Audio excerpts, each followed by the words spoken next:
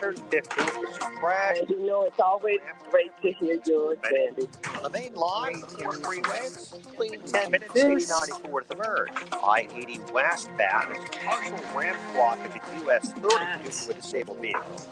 Inbound, Kennedy, looking good, 16 minutes, O'Hare to downtown, about 18. Eisenhower, 23 minutes from 390 to downtown. Stevenson, 22 minutes. Veterans Memorial, Sava Lakeshore Drive. CTA Holiday Train runs today on the Yellow Line. The bus is the number 29 state. I'm Telemonte.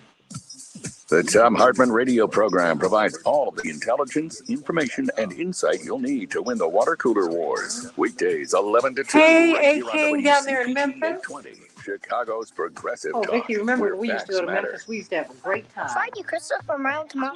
Hey, That's about 1 minute. Reverend Charles and his family. Like on the dimples of a diva. Yeah.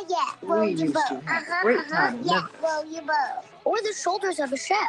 Look, Mom, I made jelly beans on toast. Steroid-free Crystal works at and Okay, so let's get right to it. We got a lot to talk about today. You see, it looks like they might have What did you do? a hung jury in the Kim Potter What?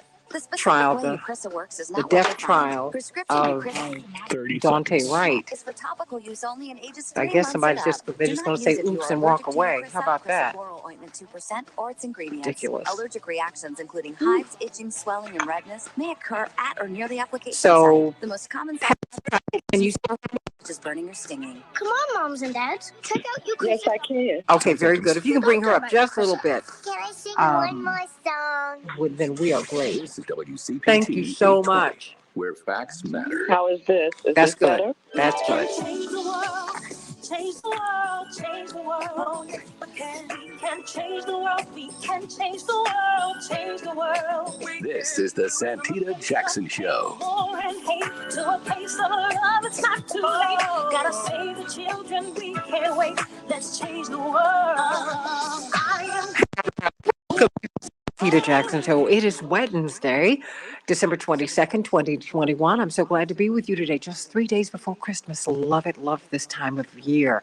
I'm Santita Jackson, coming to you from WCPT, the nation's largest progressive talk radio station, and AM 950 radio, the voice of progressive Minnesota, sending my love to everybody up in Minneapolis, St. Paul, and in Chicago, and really throughout the country. We are talking to people in Atlanta, out in California, Northern and Southern California, in New York and Philadelphia. You all are reaching out to us from all over the country, and we're so glad in Dallas and just in Florida that we are hearing from you. It's just a joy. Please continue to reach out and meet us over on the YouTube channel of the Santita Jackson Show. It's the Santita Jackson Show channel. And please view us there and go to Santita Jackson and Friends. And of course, you can also check us out on the WCPT 820 page, as well as Reverend Jesse Jackson Sr.'s page. So we got it all covered here. And I'm on Instagram, Santita Jackson IG, and on LinkedIn. And so I want to hear from you. Let's talk today. We got a lot on the table. People are talking about Joe Manchin. Should he be primaried? Some people are reluctant to do that. They're like, well, we don't want to push him over into the Republican column. Really? So let's talk about that. Let's talk about Kim Potter. It seems that the jury is having a very, very tough time reaching consensus, as they put it, on whether or not she intentionally killed Dante Wright or not. Of course, her killing him is without question, but what happened? What happened? Apparently, the jury's having a very, very tough time talking about that. But we want to talk about how we handle power today. How do we handle power? And what's going on with Omicron and these different rules that are being applied everywhere as we go into the Christmas season, So I want you to call me at 773-763-9278, 773-763 WCPT. You can text me at that number. I want to hear your thoughts. Join A. King from Push in Memphis, and Linda and Carol out there on the left coast, and Daryl and Joyce. Everybody, please like and share. And if you're on the YouTube channel, the Santita Jackson Show channel, please like and subscribe. But I want to hear your voices today. I really, really do. Let's get to some of these headlines, Matt. In Chicago, we're going to have a high of 31 degrees, mostly sunny. Minneapolis, St. Paul, 28 degrees, partly cloudy. The Dow closed up 560 points yesterday. The Nasdaq closed up 360 points, and the S&P 500 closed up 81 points. Good day for them. And then in the NBA, the Timberwolves, well, they fell to the Mavericks. The Mavericks 114, and the Timberwolves 102. And the Raptors will be meeting the Bulls tonight. President Joe Biden sought to reassure vaccinated Americans yesterday that they can proceed with their holiday plans without fear of getting seriously ill from COVID. He also announced new efforts to combat a surge of U.S. cases during a speech at the White House. Steps include preparing 1,000 military service members to deploy to overburdened hospitals across the country in January and February, and the purchase of 500 million at-home rapid COVID-19 tests that Americans must sign up to receive by mail. In Chicago, in the meantime, Chicago will soon require proof of vaccination for indoor public spaces like restaurants and bars and gyms in the new year, according to Mayor Lori Lightfoot. What do you think about that? Beginning January 3rd, anyone 5 or older will be required to show proof of full vaccination to dine inside or to visit gyms or entertainment venues where food or drinks are being served. Of course, there are some exceptions. Those who are serving, actually, employees at these venues will need to be vaccinated or wear a mask and show proof of weekly negative COVID tests. So they'll either need to be vaccinated or wear a mask and show proof of weekly negative tests. What do you think about that, everybody? What do you think about that? Do you think we need that? 48 tested positive on a Royal Caribbean cruise ship. We're seeing that. We're seeing that we need to think differently about breakthrough viruses, or do we not? We're going to be talking with Dr. Deborah Verholden and Shanina Knighton about that, Dr. Shanina Knighton, to see just how we can protect ourselves, because it seems like these breakthrough viruses, they're much more common than we knew. Omicron is overpowering key COVID antibody treatments and early tests. They may be significantly better at this virus variant may be significantly better at evading vaccine-induced immunity, but less likely to induce severe disease. How should we feel about that, everybody? How should we feel about that? And did you hear the president's speech yesterday? What do you think about that? Call me at 773-763-9278. The Kim Potter jury. This is where they're trying to assign guilt about the killing of Daunte Wright, which she surely did do, but did she mean to do it? How did that work out? Well, it turns out we might have a deadlock, because they asked the judge, what happens if the jury cannot reach consensus? We'll be asking attorney C.K. Hoffler about that today. She's been on Court TV and BNC TV talking about that all week long. The U.S. population growth has fallen to a record low, everybody. The U.S. population grew by 0.1%, excuse me, in the year that ended July 1st, the slowest rate since the nation's founding. We're not growing. What is going on? And Joe Manchin is under fire for blowing potentially a $60 billion hole in the U.S. economy because of his lack of support for Build Back Better. And coal miners union, who have been very, very supportive of him down through the years, are rebuking him for his effort to kill that bill, that legislation that would help so many people, including get children out of poverty. Pastor Vicki Johnson, I'm so glad that you've been with us all year, and I'm so glad that you are giving us some good news today. This is our last week of live shows, and I'll be away next week, but I am here until Friday, through Friday. We'll have a little party on the air. Can't wait to hear from you. Hey, Barbara. Hey, Paula. Hey, Tracy. Hey, Joyce. Hey, everybody. Sending you all much love. What's the good news today, Pastor Vicki Johnson? Well, good morning, Santita, and good morning to all of your morning stars and friends. There is good news. You will often hear me reference music or song titles when I give good news all year long. I've done it. That's because before I was a pastor, I was a musician and am a musician. Still. So here we go. Amen. As I look back over my life and I think things over, I can Truly truly say that I I've am been blessed. blessed. What? I've got a testimony. Come on now. These are the lyrics to the song of the same title, recorded by Reverend Clay Evans and the Ark Mass Choir. And weren't we in the choir Oh, together yes. on that night? Yes, we were. Amen. Amen. I don't know about you, but I've been through a lot this year. Well, I do know about you because we have all been through much of the same things and some even together. Yeah. We entered this holiday season being hopeful because the COVID numbers were decreasing. And as we were getting vaxxed and following safe practices, we felt good about it. But now, out of nowhere, we are moving in the opposite direction. Please do not allow this bleak report to dampen your holidays. We do have a testimony. You may not testify in church on Christmas Day or the Sunday after. You may have never testified in a court of law, but you can testify to those you are blessed to be around. Tell your story. Someone needs to hear it. Testify and tell your story. It might be what causes someone to hold on to life. During this time of peace, joy, and love for some, and a time of hope for others, it is a time of giving. Not necessarily presents under a tree, but you can give your testimony.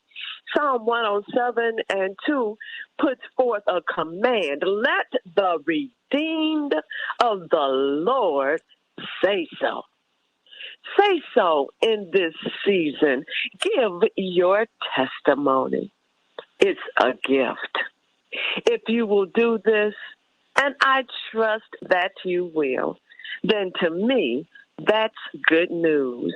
Merry Christmas, Happy Hanukkah, Happy Kwanzaa, and Happy and Blessed New Year. Amen. And happy Eid for our Muslim brothers and sisters. And for those of us who don't have a religious commitment, may you feel blessed. And I just hope that no one Amen. feels alone at this time. Everybody try to reach out to someone.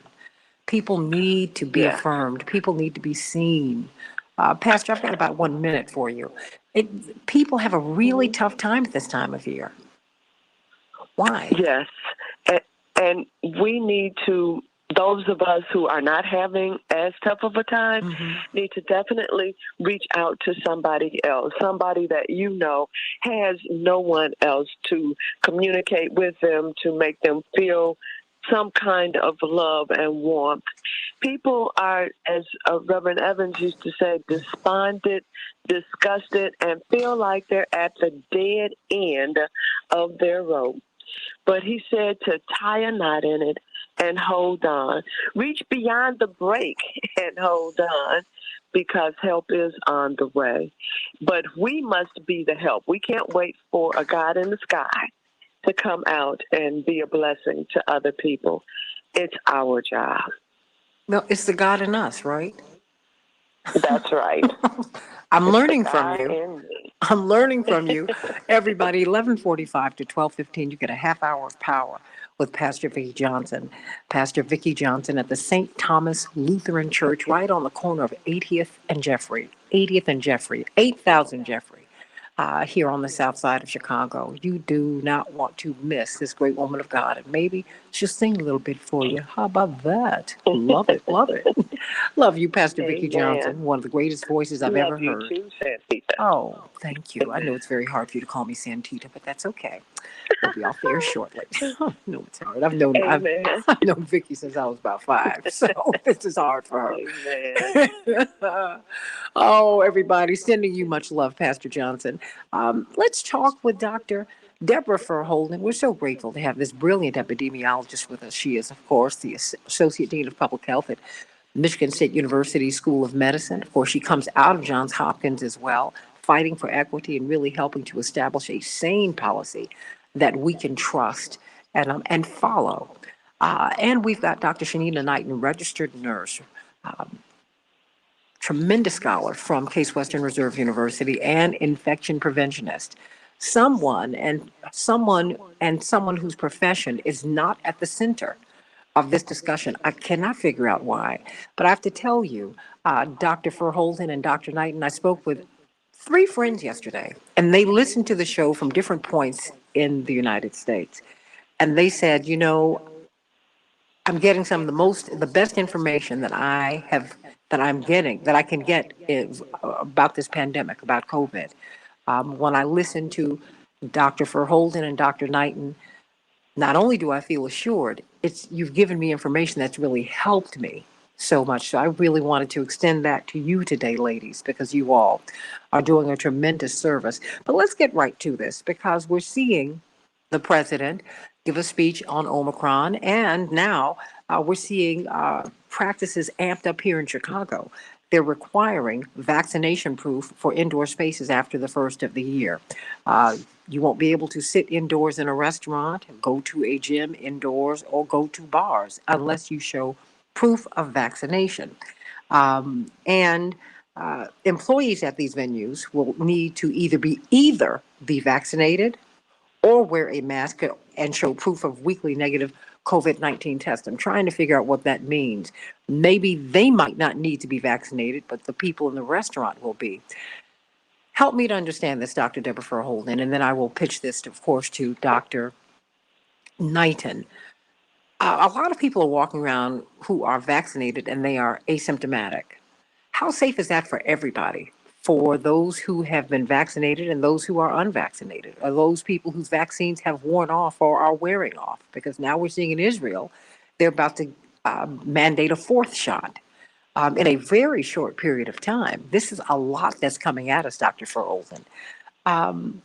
What is safe? Does this policy sound smart to you? I mean, because even if you've been vaccinated, you can still contract the virus, and more than that, you can still shed it. So I believe for policies to be good policies, they first have to be written. They have to be clear and understandable. They have to cover the bases, and then they have to be enforceable. So is this policy clear? Well, I'm not sure, because what is the definition of fully vaccinated? Well, I think that's going to be a moving target, right? Yeah.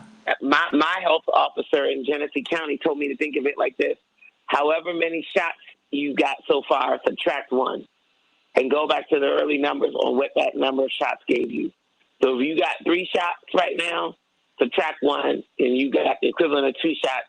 And what did we know about 2 shots earlier in the pandemic? She said, if you got 2, subtract 1, you got 1 shot. What do we know about 1 shot earlier in the pandemic? So I don't think, from that perspective, I don't think it's clear. Is it one? Do you need 1 shot? Do you have to be fully vaccinated? Do you have to have the booster? What about when the booster recommendation changes? Who's giving the recommendation for the booster change? Is it a local health department? Is it a state department of Health and Human Services? Is it the CDC? All that. So from that perspective, it's going to be a little bit problematic, because it's not going to be very clear. It's not exactly going to cover all the bases, because how are you going to demonstrate proof of vaccination? Because now there's a whole new industry called getting a vaccination card in lieu of getting a vaccine. There's all these people that got vaccination cards and don't have vaccine the first. So does it cover all the bases? I don't think so, because we still don't have a system, right? We don't have a one place. And I know, because they did my contact tracing, and they said, I learned so much in my COVID experience. It was just as rich as that time when I thought I had COVID and had to get COVID tested and was following the protocols and got stuck in Baltimore, which I didn't mind because I had a lot of crab cakes. But when I got stuck in Baltimore, my family had to come back home and I had to stay behind for 2 weeks and stay with a girlfriend. And it's funny because I didn't have COVID. I got diagnosed with sudden acute respiratory syndrome, unspecified. So I had something else in that family, but it wasn't COVID. All right. So is this thing clear and specific and covering all the bases? I don't think so. And then is it going to be enforceable? The problem is, it's like right now, when we had indoor mask mandates, and I felt terrible. I went to one of the big box stores here, and they had senior hours. So I actually took a very, very dear friend. Her name's Pamela Loving. She just died about 2 weeks ago. Her funeral was on Saturday. She was a force in the city of Flint. Miss Pamela Loving wanted to go to the store. And I said, Miss Loving, I'm not really comfortable with that. I hadn't really been out much myself at this point. I said, if you give me a list, I'll get it for you. And what I was going to do was do like one of the services where you can, make an order and a shopper delivers it for you, right? I thought these people have to stay employed because this is how they make their money. I don't have to go to the store. You know what I'm saying? Oh, yeah. So I said, we can do it. She said, my brain don't work that way. I need to see the stuff. I understand I can't touch it, but I need to be able to see it. I'll be masked. We're going to be mindful, all that. I said, okay, so I took Miss Loving because they had hours, especially for seniors. Mm-hmm. So we had to get there at something like 6 a.m, right? Because that's when the store opened, and they would sanitize right before then, and the first 2 hours that they were open were dedicated for people like 65 and over and their caregivers. So I said, okay, Miss Loving, I'll take you, but we got to go right when the store opens. And we got there, and there was somebody who walked in the store unmasked. And who is the person? Who is the big enforcer? The person to say, excuse me, you can't come in without a mask. It's this little old lady that looks like somebody's real sweet grandma or auntie who says, excuse me, sir, this is the store's policy that you have to have a mask on, and it's also our governor's policy that anybody coming in, and this is our senior hour, so you have to not only have a mask, but you have to be with a senior. And the guy looked over at her and said something, to hell with you and the governor, and just kept on going. Mm-hmm. And the lady just looked over at me and shook her head and said, that's just a shame. What could that woman do against this person who, and we've seen it everywhere. Everybody's encountered somebody. In my state, people go as far as to unsolicited say something to you for wearing a mask. Yeah. That has happened to my children. It almost happened to me one time, but I kind of got a way of being that's like don't try it. Mm-hmm. You know what I mean? And so people tend to be less, even people who are emboldened and brazen to be that way with others are less likely to be like that with me. But I even did have somebody once who tried to casually spark up a mask or stupid conversation, and I just shut it right down. But there's really going to be no way to enforce that, even if somebody says, I don't need to lie, I'm not going to get no card. I don't need to, understand what you mean by fully vaccinated. I'm just not doing it. And they come in. Who's going to be the one to stop them? And then what's going to be the penalty? So here we go again. Instead of dealing with the things that we can control. Absolutely. And the things that we can do to actually keep people safe and prevent and reduce spread, we now, remember, I already said we went from inequity to the carrot to the stick. So now we just going to try to force people to do what we want them to do by any means necessary. But that's crazy. And I just don't think it's going to work. Well, it's not going to work. It's already not working. This is the politicization of all of this, on the right and the left. Yeah. I hear people on the left railing, they turn me off. I hear people on the right railing, they turn me off. They're not walking down the middle. They're not bringing someone who you brought to us, who we're going to speak to you on the other side of the break. Dr. Shanita Knighton, how do we halt the spread? Dr. Deborah Verholden Told has been telling us last year we did this without the vaccine. We flattened the curve. We were really lessening the spread. That's why I'm saying, wait a minute. The NFL doesn't want to test you. If you're vaccinated and you're asymptomatic, they're not going to test you. They're only going to test you if you're symptomatic. Seriously? How do you halt the spread that way? They're just going to leave and spread it to somebody else? I mean, or is that the point? Or is it just the point to give people vaccines? Just let me know. And if you get a vaccine, if you are diagnosed, what happens next? Do you get therapeutics? What happens? Do they just send you home? Who does that? Back with more of the Santita Jackson Show in just a few minutes, and then we'll be talking, of course, about Kim Potter and Dante Wright and Joe Manchin, what to do about him. Back with more of the Santita Jackson Show in just a few minutes.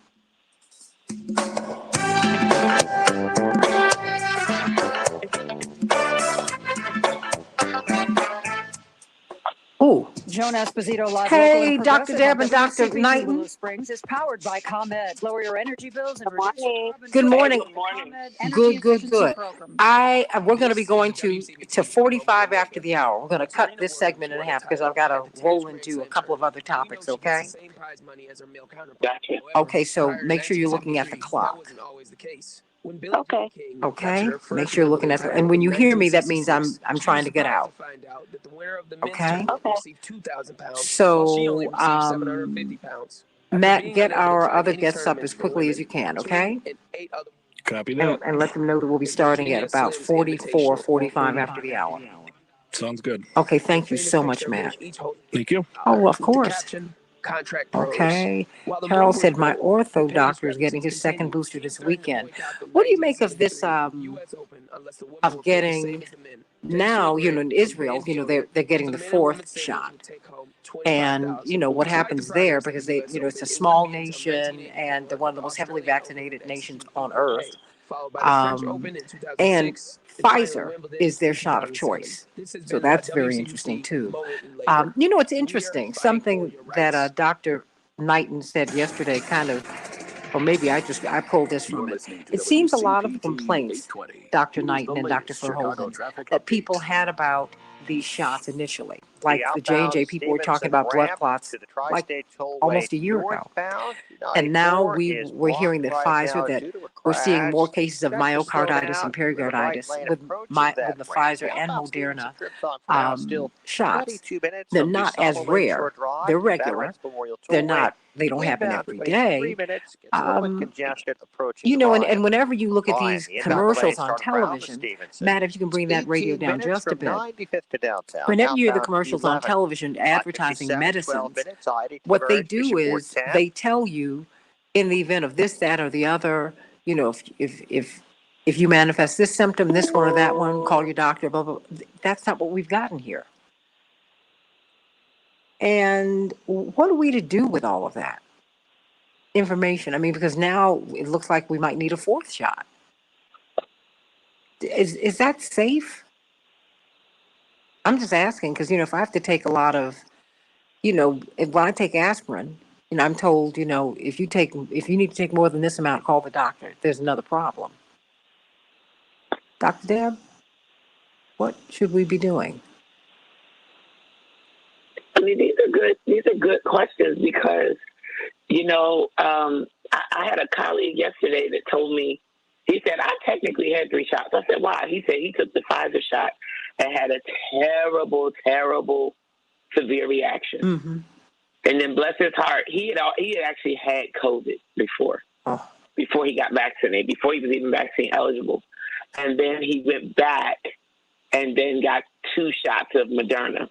So Pfizer didn't work for him, but Moderna did.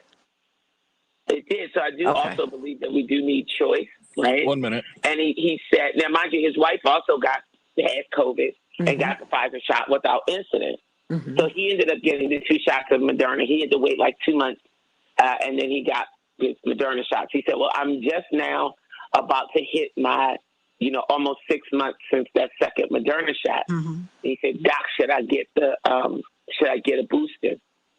And I tell him everything that I tell everybody else. I always start with, that's a great question. 30 seconds. One for you and your primary care provider to unpack together. That's the person. Hold on. Yeah. I'm about to no, because really, that's a biggie. Because we're not unpacking that. We're just calling people anti-vaxxers, which I think is crazy. I'm going to call you a little bit later today, Dr. Deb, because I'm going to come off the grid on Friday. Hallelujah. Oh, oh, oh. Got to. My father got in from London. And boy, Omicron is raging like crazy here. Change the world, change the world. We can change the world, we can change the world, change the world. This is the Santita Jackson Show. War and hate to a place of love, it's not too late. Gotta save the children, we can't wait. Let's change the world. I am breathing. Hey, everybody, welcome to the Santita Jackson Show, WCPT 820, the nation's largest progressive talk radio station, AM 950 Radio, the voice of progressive Minnesota, sending all of my love to all of my people everywhere. Please go over to the Santita Jackson Show YouTube channel and meet us there. Please like and subscribe, everybody. And like and share. Everybody, if you want to be my Facebook pal, please go to the Santita Jackson and Friends page. Don't go to the Santita Jackson page. I've topped out at 5,000. I did that years ago, and they're pushing people off. That's not me. That's Facebook. So if you please go over to the Santita Jackson and Friends page and like me there. The Santita Jackson page is just a landing page, but I've got like more than 1,000 people waiting, but they continue to knock people off. So please go to the Santita Jackson and Friends page. We've been talking with Dr. Deborah Holden, getting some really good information about COVID-19 and the rules that continue. Let's say they just continue to evolve. They continue to evolve as we get mutations and variants. We have an evolution in how we're supposed to handle this. And so I thank God that Dr. Deborah Holden, with all of her wisdom and with all of her skill, she found this infection preventionist. I had never heard of it myself. And she said, we've got to get her on the show because we need to know how to stay safe. That's just the best way to put it, Dr. Deb. So, Dr. Knighton, how do we stay safe? I mean, Omicron, according to this headline, may be significantly better at evading vaccine-induced immunity. I see a lot of people who have been vaccinated, but as Dr. Deb just brilliantly pointed out, what does fully vaccinated mean right now? What does that mean? Do you need a third shot? Do you need a fourth shot? In Israel, they're getting the fourth shot. And how do you behave? Dr. Fauci's telling us if you've got the vaccine, you're free and clear. But what does that mean? You could be walking around asymptomatic, shedding virus, spreading virus. So no one's going to be upset with them. I thought the whole point was not to shed or spread any of it at all. So how do we stay safe as we're watching Chicago require vaccine proof for indoor spaces, as we're watching the Royal Caribbean, 48 passengers have it, and you have to be vaccinated to get on there. Well, okay. What's the big deal? Help, Dr. Knighton, help. So good morning. That is the kicker right now, is that we're only looking at this as a one option approach, as if there is nothing else that exists. And that is my concern. I'm frustrated. So just like the public frustrated, they like, geez, they told me to take off my mask. They told me to get vaccinated. They told me to get boosted. And it's still going around, and people still, nervous about things being locked down.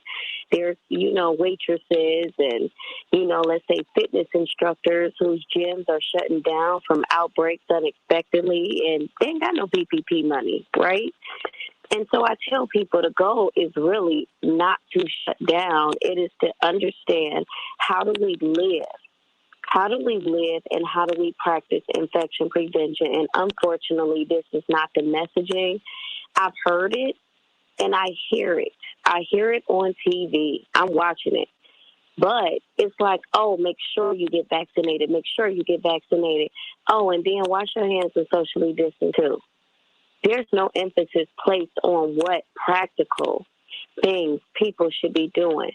There's no emphasis on how to stop the spread. There's no emphasis on what are COVID droplets, right? There's no emphasis on that. And if people understood that, then we would do better. The other aspect of it is this.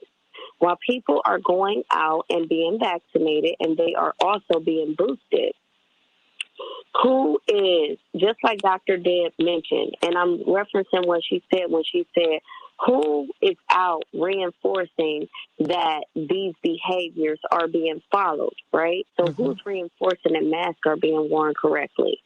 Who's reinforcing? I mean, when my kids go to the dentist, when they go to different locations, when I go to different locations, certain locations will make you clean your hands when you come in. They will say, hey, we'll do a temperature check and you got to clean your hands. You got to sanitize your hands. And they'll even go through a questionnaire. But one of the questions that is not being asked right now, which is very perplexing to me, is that as people are getting their vaccinations, as people are being boosted, is when people are going for tests and they are taking home tests and they are reporting positive cases, were you vaccinated within the last 90 days? We know that if you get vaccinated, you can get a positive test by being vaccinated. So you may have symptoms that are associated with you building up antibodies, okay, to have protection with the vaccine. But if I was to go get my booster today and say, oh, I'm not feeling right, and go get a test tomorrow, and it shows up positive, do I really have COVID, or is my body building up antibodies? And how is the county, how is the state, how is the CDC counting those numbers, and how are we monitoring those numbers? So that is a concern for me in regards to the numbers and how they're increasing and how we're counting.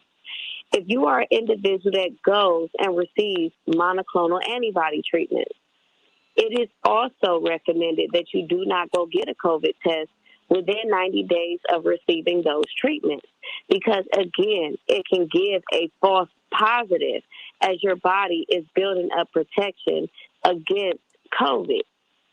Now, when I'm saying building up protection against COVID for the vaccine, for the therapeutics, it means that it is protecting your body from having a worse reaction than what it would have if you did not have that protection in place or other protections in place, such as immune building, lemon and ginger and garlic and things that build your immunity and build your T cells, your vitamin C, your vitamin D, your zinc, making sure that your body is fortified, right, with things that have those nutrient-dense minerals and, vitamins. That is a completely different scenario of not having those. But I'm simply saying that we're not thinking about what are the preventative measures, what are the preventative activities, and what are the scenarios for which somebody could be deemed positive. With that being said, whether you are positive or not, whether it's a false positive, a real positive, you want to make sure that you are cleaning your hands. You want to be conscious about what it is that you're touching. I continue to tell people, COVID loves plastic, can live on plastic for up to 3 or 4 days. So if your hands, if you have nails, and let's say they're fake or they're long, you want to make sure that you're cleaning those hands. Even though your fingernails are not plastic, it's a plastic-like material, even if it is your own nails. You want to clean up under them because they can harbor germs. Your cards, I'm talking about your debit cards, your credit cards, your medical cards. When you pass these items off to a practitioner or to a cashier, you should be cleaning your cards. This is something you're going to use often throughout the day. If you got the option to use the Apple Pay or use the Google Pay or something that allows you to tap and pay where you don't have to put your card or put your phone directly on a device, then use it. That is going to help you to decrease the possible transmission of germs to yourself. If you are riding in your car with others, I don't care if it's your family members, that button where that arrow focuses on recirculating in your car, turn it off. That button where you see that arrow that's bended and it comes back inward, that means that you are recirculating the same air inside of your car. So everyone breathing with the windows up is getting the same air over and over and over again. Instead of them getting the same air, make sure you're getting outside air and make sure that that button is turned off. Open up a window and turn the heat up if it's during the wintertime and you need more heat. But we should be getting outside air right now. So hand hygiene is essential. Cleaning your cars is essential. Trying not to use your cars is essential. Making sure that how you function in your car is important. Making sure that when you get inside of your car, you are going to touch your steering wheel. You are going to touch the center panel. You are going to touch the gear shifter. You may touch your seat. You're going to touch your glove compartment. This is your home inside of your car. Protect your home. So make sure that you are cleaning your hands before you get inside of your home, especially when you are coming from out and being out in public or public spaces. It is essential because you unknowingly may touch something in your car if you haven't cleaned your hands and spread something directly back to yourself and not even realize it. The majority of people that end up with COVID again and symptomatic COVID again tell me that they've come in contact with something and don't even realize it. They say, I don't even know how I got sick. I don't even know how I encountered these bugs. I tell them, if everybody knew that, then everybody would do better to avoid it. We're fighting something we can't see. So if you're fighting something that we can't see, but you know these mechanisms work, and that your hands is the number one transmitter of COVID to your eyes, mouth, and nose, you'll be more vigilant about what you do with your hands. You'll make sure that when you're touching a grocery store cart, what's happening with your hands right afterwards. You'll make sure that you're cleaning your hands. You'll make sure, I tell anyone, even if you do not like hand sanitizer, there should be some hand sanitizer hanging from a purse, hanging from a belt, so that way you can easily tap it when you're getting anxious out in public and realize that maybe you haven't practiced. So this is what I would recommend to people in this season, is to make sure that you are practicing prevention. Dr. Shanina Knighton, Dr. Nina .preventionist on IG. Dr. Nina .preventionist on IG. Do you have a website, Dr. Knighton? Yes, it is PreventionSavesLives.com. A lot of the practical information that I'm going over now is there, and you can actually download infographics that is going to give you practical information on how to stay safe, including if you have to have servicemen coming in your house. It even walks you through procedures on how to have someone come inside of your home that is a stranger but may need to service your appliances. Dr. Shanina Knighton, I cannot wait to have you ladies back tomorrow, of course, but you got to come back. And of course, you can stay because we've got to do this politics now. But this has been so politicized, unfortunately, that we have missed a lot of good information. And I'm so blessed that Dr. Knighton and led by, of course, really the person who directs all health on this show, Dr. Deborah Holden, I can't thank you enough, because I'm telling you, I spoke with Latasha Brown from Black Voters Matter. She said, you have no idea how much information you've given to me. My friend Lisa Mitchell Sinar in Baltimore, Maryland, she said, you have no idea. I'm listening. My friend Kenya, she and her daughter listen in the morning. They want to know what is going on and how do I make my way through the city. And how do I make my way through my building? How do I make my way through the car? I mean, how do we make our way? There's a way to do this, everybody. There is a way. And so PreventionSavesLives.com. Dr. Deborah Holden, do you have a website that everybody can go to? Like for what? just for more information from you. People want to get in touch with you, or how could we meet you on Facebook or someplace? So on social media, I'm Dr. Deb Verholden, Dr. Deb Verholden, and we are about to roll out a pretty robust website for a project that you are a part of and Dr. Knighton is a part of, called the National Network to Innovate for COVID and Adult Vaccine Equity, the NNICE. And we're going to have a lot of goodies up there, too. We'll be sharing some of Dr. Knighton's good stuff because we realize, this idea around vaccine equity, it's more than just people having access to the vaccine. Mm-hmm. I think everybody has access to a vaccine right now. What they don't have access to is all the other information about how to effectively implement all the other layers of protection and what all those other layers of protection mean. I know we haven't talked about it, but I know that you have been a big fan of. Everybody should get access to monoclonals when they get diagnosed. Should at least be offered.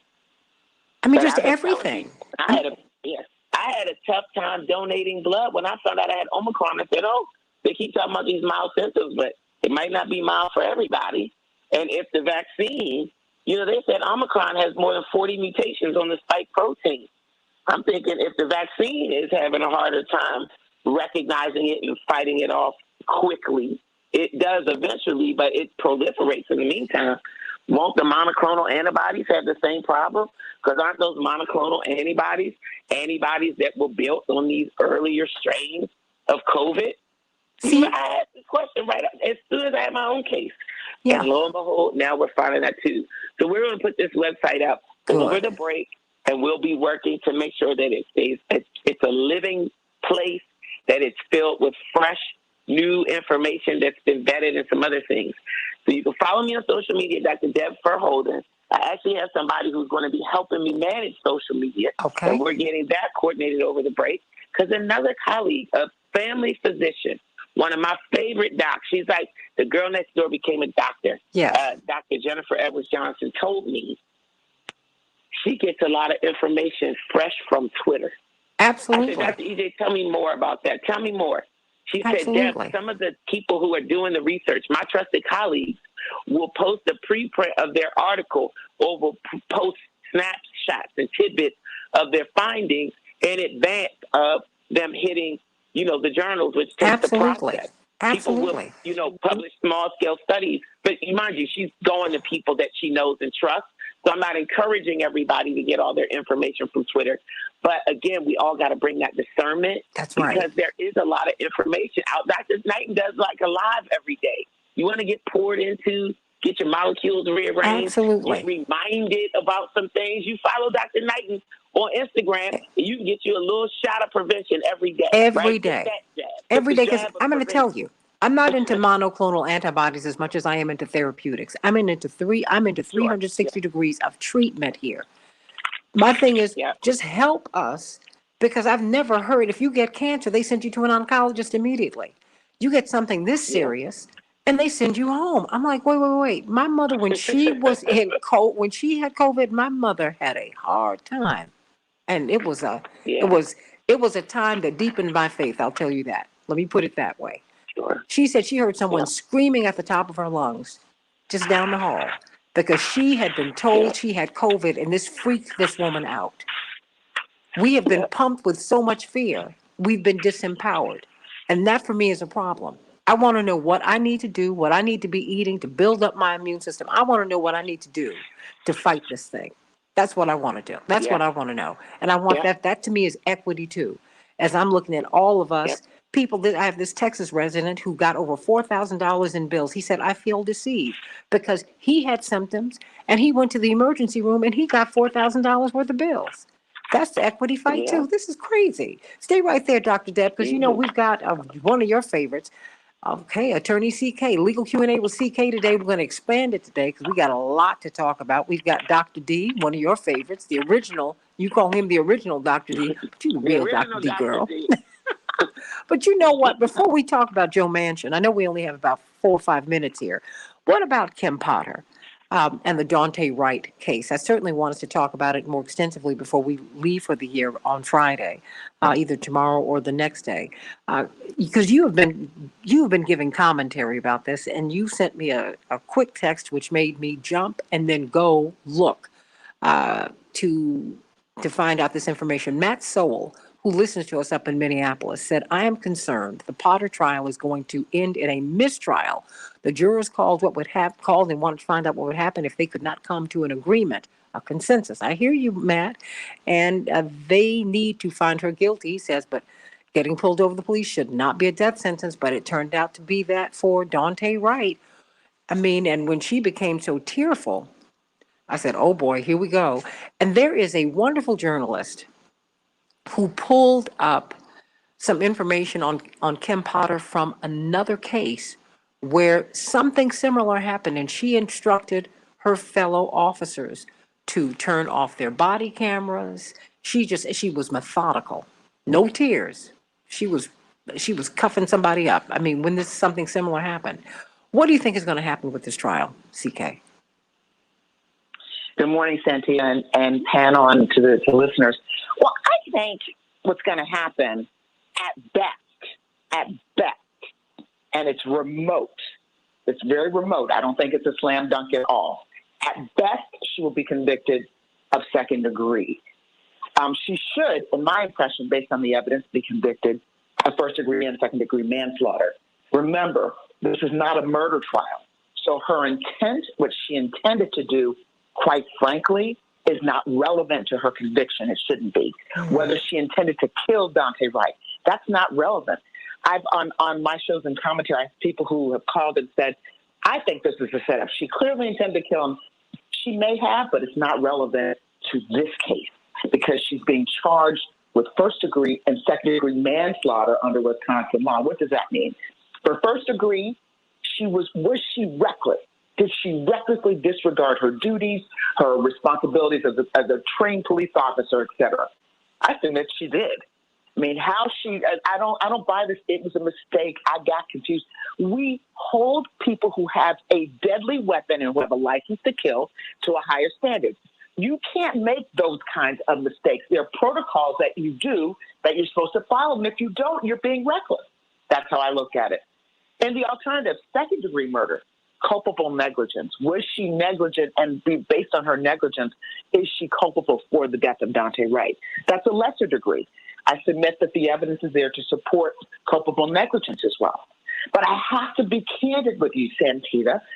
The mitigating factors are that one, there's a mitigating factor. She did get on the stand and cry and boo-hoo. I don't want to minimize the emotion she was feeling. I bet she was wanting to cry because she shot and killed a young man for no reason. She should cry. But I don't see those tears as tears of remorse. I see those tears as tears of, just like she said right after it happened, oh my God, I killed him, I'm going to jail.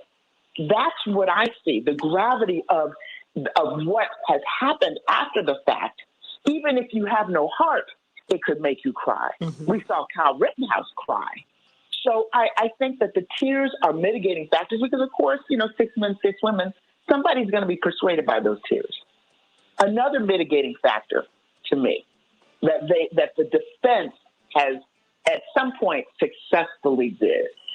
She had an excellent expert, at least one, who laid out the case that what she did, albeit unfortunate, albeit she just made a mistake, but that this does happen. It can happen. It's unfortunate, and it happened here, and she should not be held criminally responsible for her actions. There's going to be civil cases. There are civil cases, but criminally responsible. CK, I'm just saying it seems to me everyone who was called for the prosecution ended up testifying for her. Well, that is, I wouldn't quite put it that way. I would put it this way. I'm just putting it very broadly. It just seemed to me that she was not, she had a lot going for a lot of wind at her back.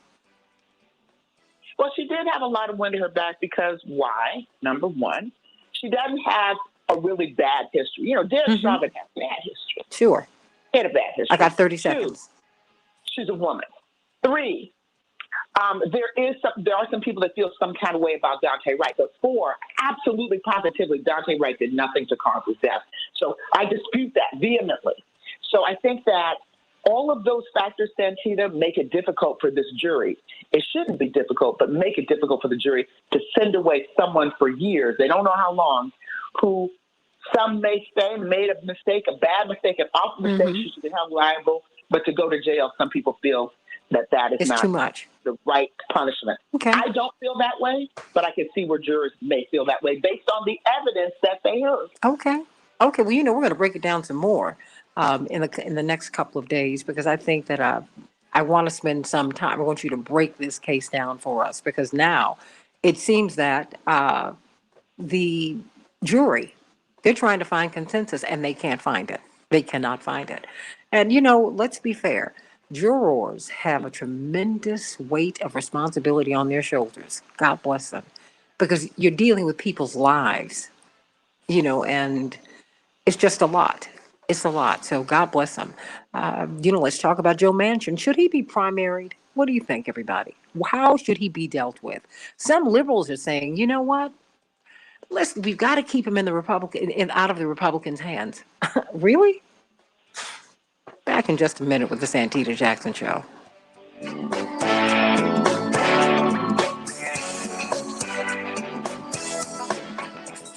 Dr. Deb and Dr. Knighton, I want you to answer this question for Mark. He said, if an adult took the single shot of J&J, would that person need 2 boosters if they switch to Moderna or Pfizer? Technically, they're saying you need 1. Is what the recommendation is. And I hate to do this to Mark, but that is the question to discuss with your primary care provider, because the J&J effectiveness looks like it has really hit an all-time low. And they're even recommending that people not get a J&J booster anymore. So I think Mark needs to talk that through his primary care doc. Mm-hmm. It also depends, too, if you're a federal worker, because if you are a federal worker, they follow the CDC's guidelines and not the FDA guidelines.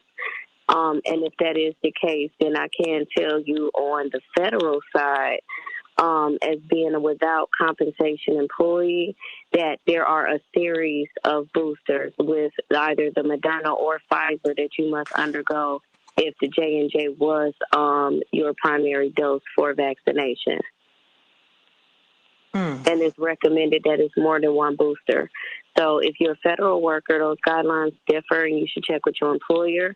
If not, just as Dr. Dan mentioned, it will be with your primary. So we are looking at 2 different sets of guidelines regarding being boosted after the J&J. What if people don't have a primary physician? What if people don't have a health? Get one. They got to get one. I'm not even kidding you. They have to get one. And if you don't have one, you reach out to your local federally qualified health centers. And I can imagine that everybody who can hear this conversation has a federally qualified health center in their community. They are specifically in medically underserved communities. Most communities have them. They tend to be easy to access, and they will provide health care to you at no cost. And they will also connect you to your local health plan, so that if you are uninsured or underinsured, you can get connected to insurance. But your local federally qualified health center will treat you regardless of your insurance status.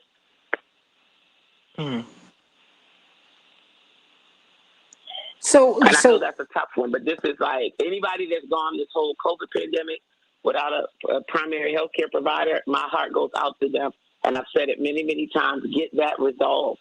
The time to make these kinds of decisions is not with a stranger, right? You want somebody that you've got some kind of relationship with, at least an organization that has your medical record, that has your history. You don't want to have to, go through the courting period during times of crisis or when these critical decisions need to be made. So if you don't have one, it's never too late. You just do it now is my recommendation for people. Okay.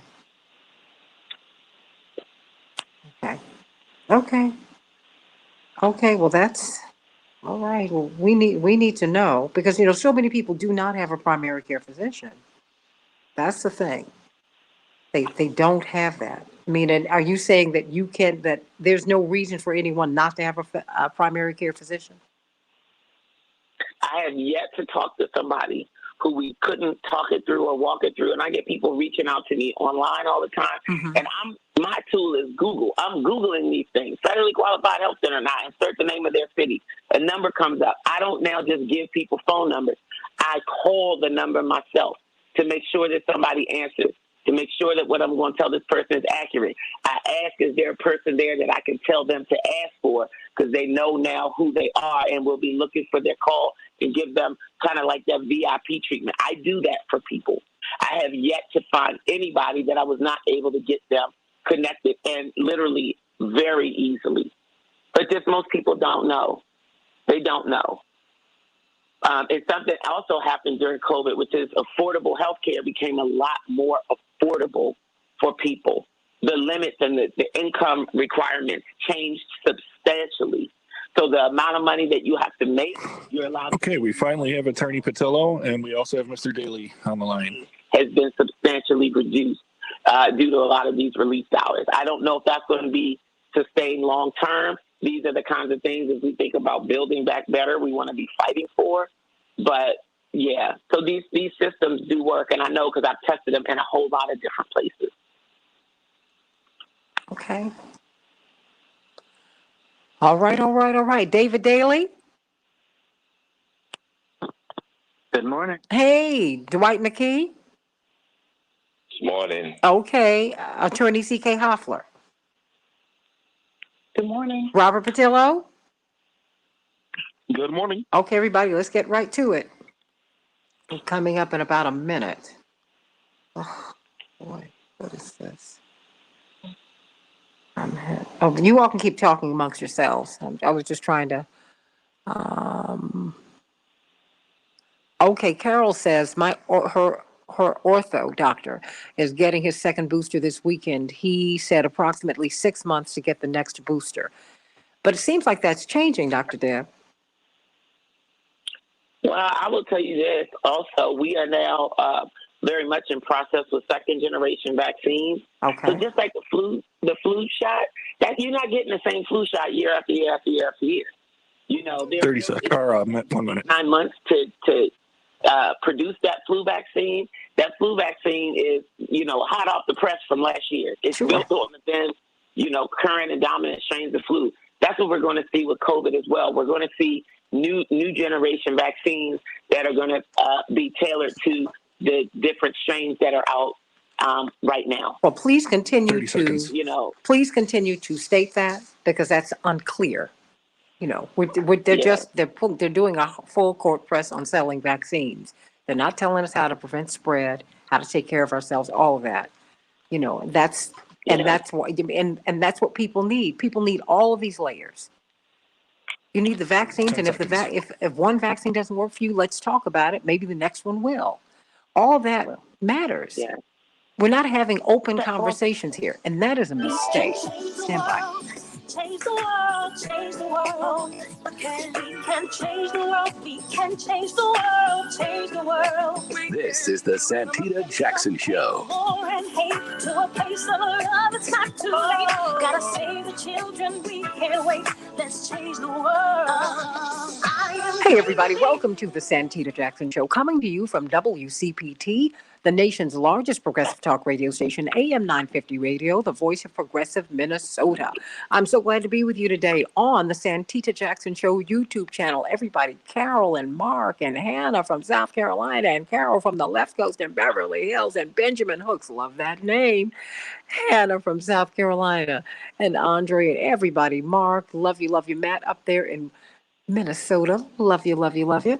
Please go over to the YouTube channel, the Santita Jackson Show, and like and subscribe there. And please also, if you want to reach out to me on Facebook, you reach me on Santita Jackson and Friends, not on the Santita Jackson page. That's just a landing page, and that's going to kick you off. I've got thousands of people I'm seeing who are trying to connect with me, but you have to connect with me on Santita Jackson and Friends. I can't take it. They have a 5,000 person limit on the Santita, on the regular page, and I exceeded that a long time ago. And they just start kicking people off, and I don't want you to think I'm doing that, because I'm not. So please go to the Santita Jackson and Friends page, everybody. please go to Santita Jackson and Friends. It's Wednesday, December 22nd, 2021. We are going to be talking about Joe Manchin and what we need to do. Of course, it's legal Q&A with CK, but we're taking kind of a bend here because there are a whole lot of legal parts of this, of what Joe Manchin is doing. You know, voting rights. I mean, there's a lot, and some people are saying that he might even become a champion of voting rights to kind of mitigate what he's done with Build Back Better. What do you think about that? Stay right here, everybody.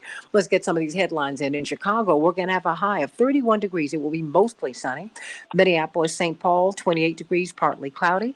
The Dow closed up 560 points yesterday. The NASDAQ closed up 360 points, and the S&P 500 closed up 81 points.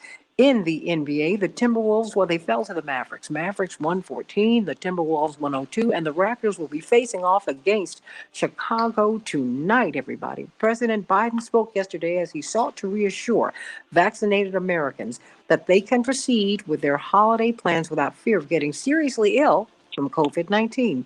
He also announced new efforts to combat a surge of U.S. cases during a speech at the White House yesterday. Steps include preparing 1,000 military service members to deploy to overburdened hospitals all across the nation in January and February. Everybody, please be careful.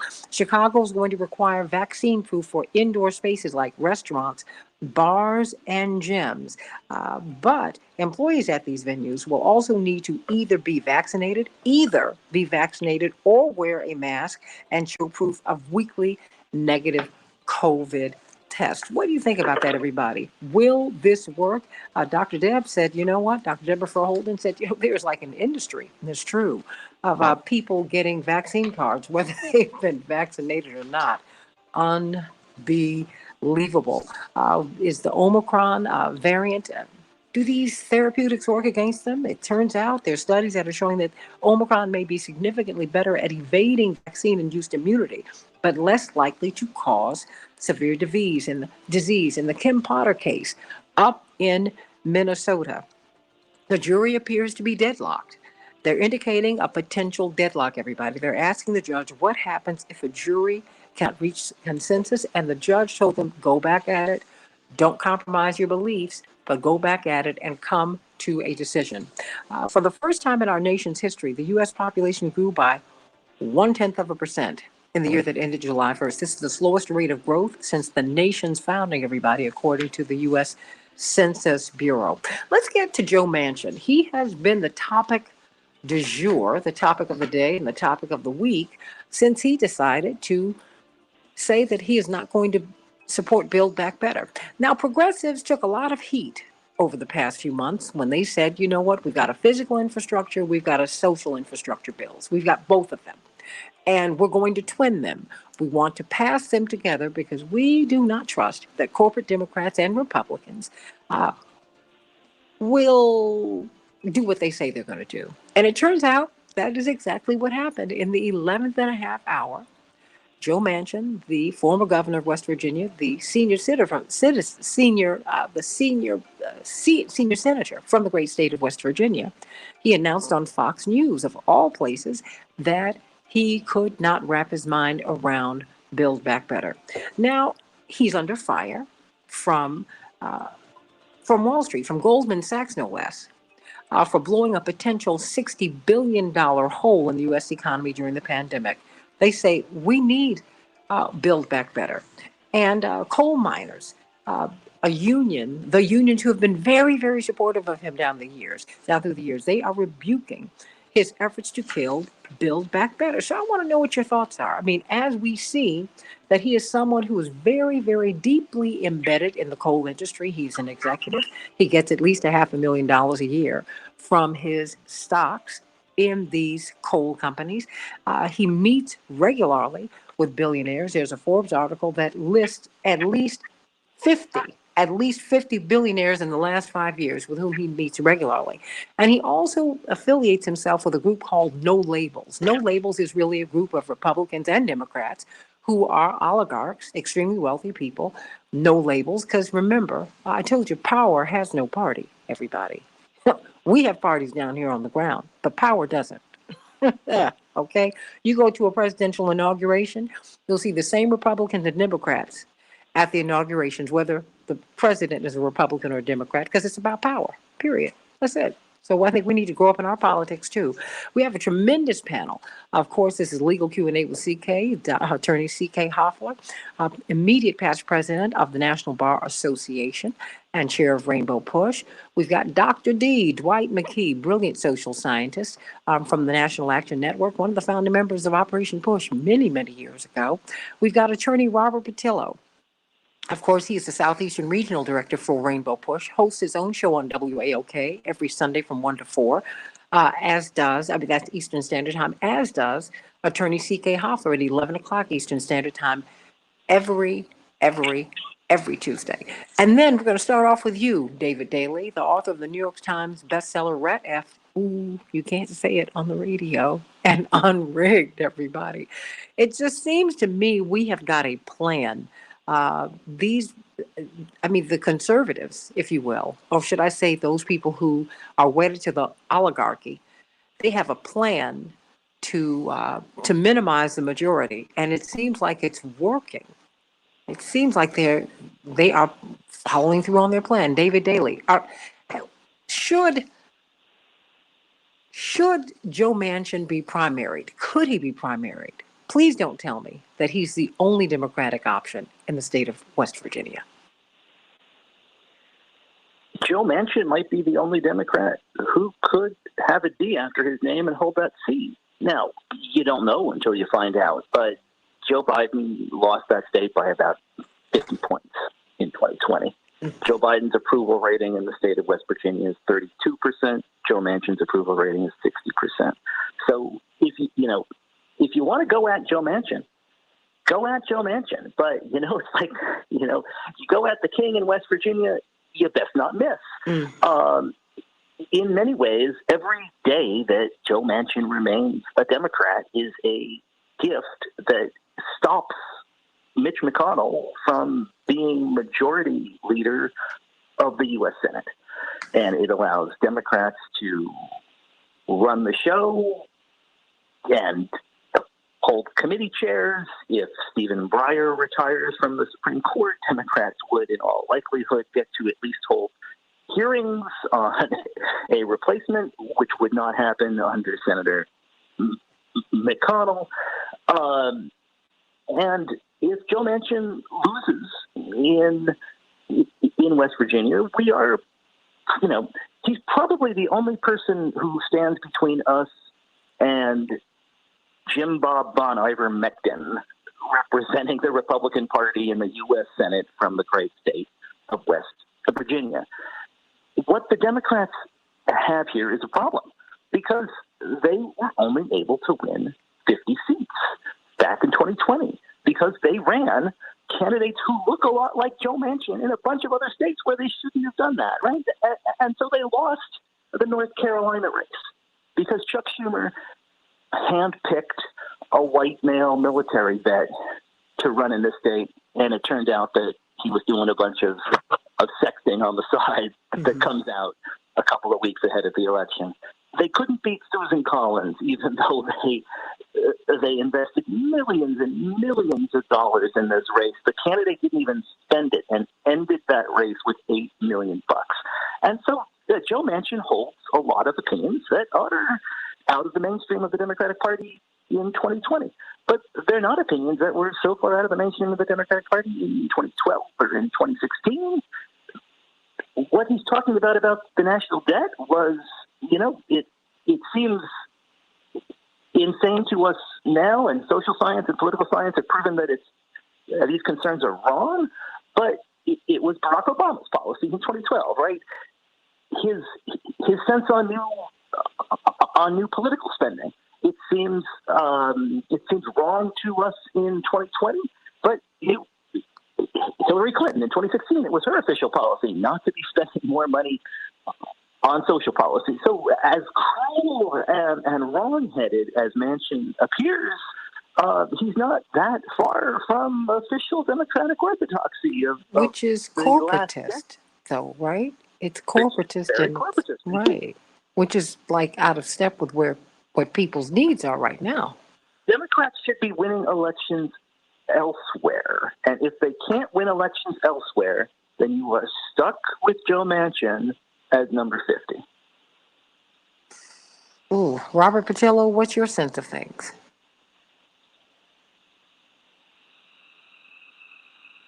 Robert? Well, let me go to you, Dwight. Your thoughts. Sorry, I'm on mute. Oh, okay, no worries. Robert?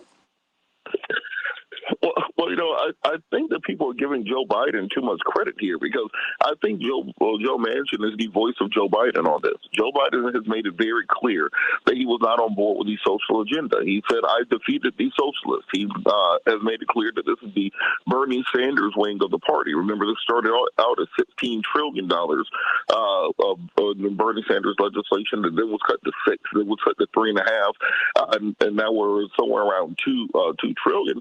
But Joe Biden's done nothing to push this legislation. We haven't seen him hitting the late night talk shows or the morning shows. We haven't seen him doing a whistle stop tour across the country. Normally we have a big piece of legislation like this. Let's think about Obamacare, for example. The administration invests all their energy in pushing this nationwide so you can change public opinion. So if this was polling, Bill Beck Better was polling at 70 or 80% with the public, it would be a lot more difficult for someone like Manchin and Sinema to stand against it. But because the regular public doesn't know what's in the dang bill, and they haven't really seen very much effort or energy put into it, it's very easy for someone like Joe Manchin to stand in the way of it. It was Biden and Pelosi and who did the end run with the physical infrastructure bill. They went and found 19 senators. They went and found 13 Republicans in the House of Representatives to go around the 6 members of the Progressive Caucus so that they could push that bill through and separate it away from the social spending bill. So we blame Joe Manchin for this as if he's the bad guy. When in reality, he's the patsy. He's the one who's simply the public face of this. But Joe Biden and many other quote-unquote centrist Democratic senators have never gotten on board with this agenda, and they put no effort into selling this agenda. They were fine getting the votes from young people last year. They were fine getting the votes from African Americans or Latinos. They were fine getting the votes from women's groups, etc. But when it comes time to do something about it, they never want to do this level of spending and this level of social change. So I think you have to take it to the top. Like Truman had on his desk, there's the buck stops here. I think the buck stops with Joe Biden. And frankly, if you are in the House of Representatives and you're a Democrat, if you're a senator who's up for re-election in 2022, Joe Biden has given you absolutely nothing to go back to your voters with to justify re-election. So we're going to start seeing every man for himself and the party cannibalizing itself while people try to stick up for their own seat. And so we're going to have to find out where exactly Joe Biden stands on these issues and if he's actually going to put in effort into getting this passed. Because people, they talk about this $3.5 trillion bill, but they don't talk about the stuff in it. And we start talking about 2 years free college, and we start talking about universal child care, if we start talking about universal pre-K, if we start talking about all the other things in the bill, then you will change public opinion. But the administration put no effort into that. I think because of that, it's evidence that they don't want to put the effort into that. What do you think, Dwight McKee? Well, that's been my position all the time, Robert, is that this is a pretext that Joe Biden is hiding behind Joe Manchin, and that he is not serious, has never been serious about this legislation because he is to the right in many ways of most of the constituency in the Democratic Party. Has always been to the right. And so he has not fought for this legislation because he really don't want this legislation to pass. And if he did, then they would declare war on Joe Biden.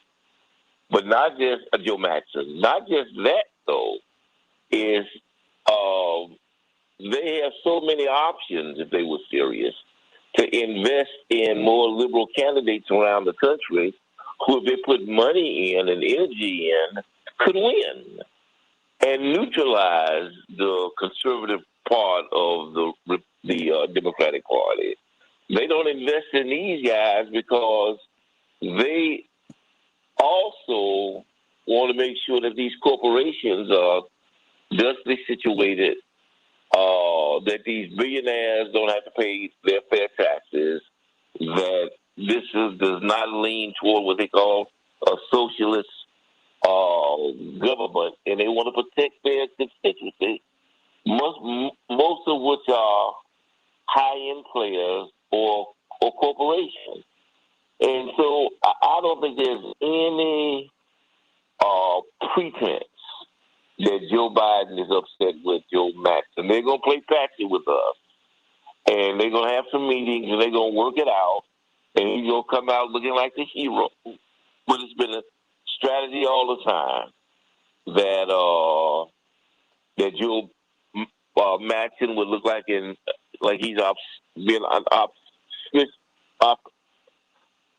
obstructionist. Violating. It's early in the morning, y'all. I got you. Okay. So the president's gonna come to the rescue and save the little that's left of the legislation. C.K. Hoffler, what do you see happening? I mean, because we're now, it seems like, we're being toyed with by the conservatives. I mean, in the meantime, we need our voting rights. We need justice in policing.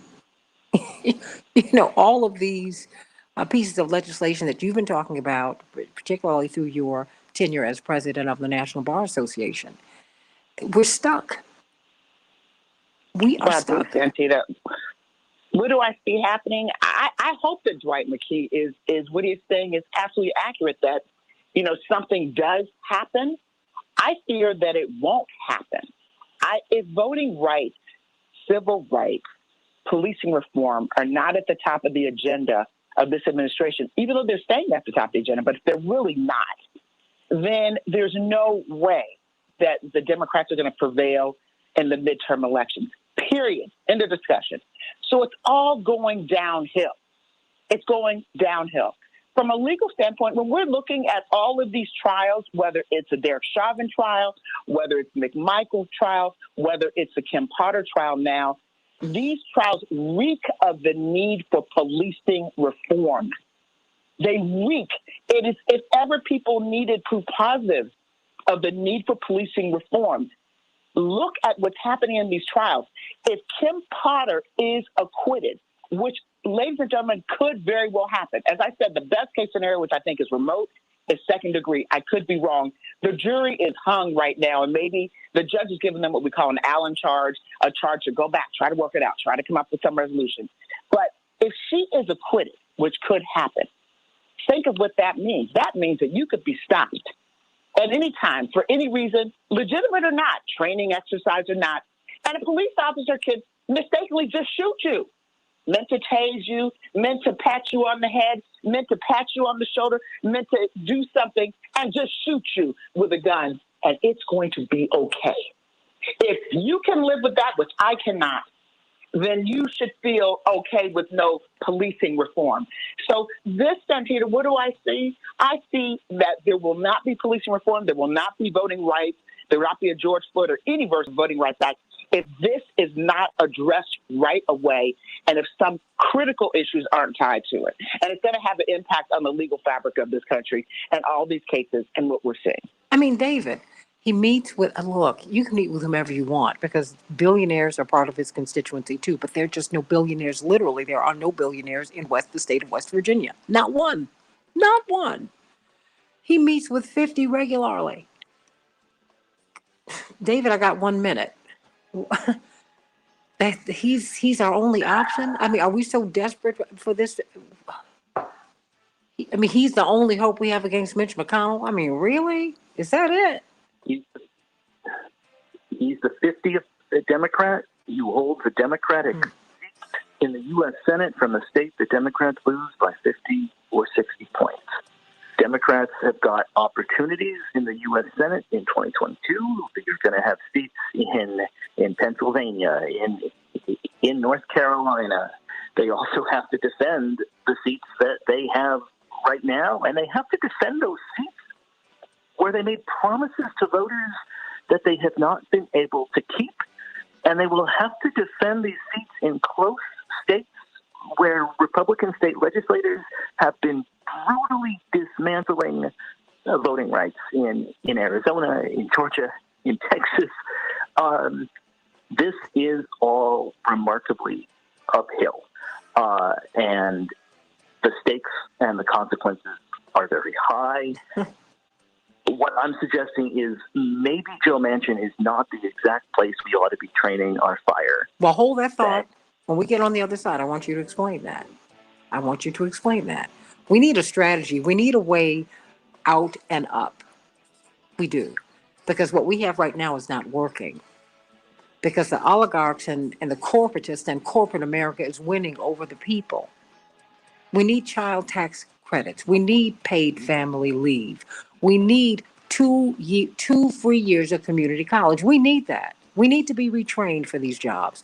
We need to get some relief for the colleges, for the 4-year colleges and universities we want to go to. We need some relief. And the corporatists and the corporations are standing in our way. What are we going to do?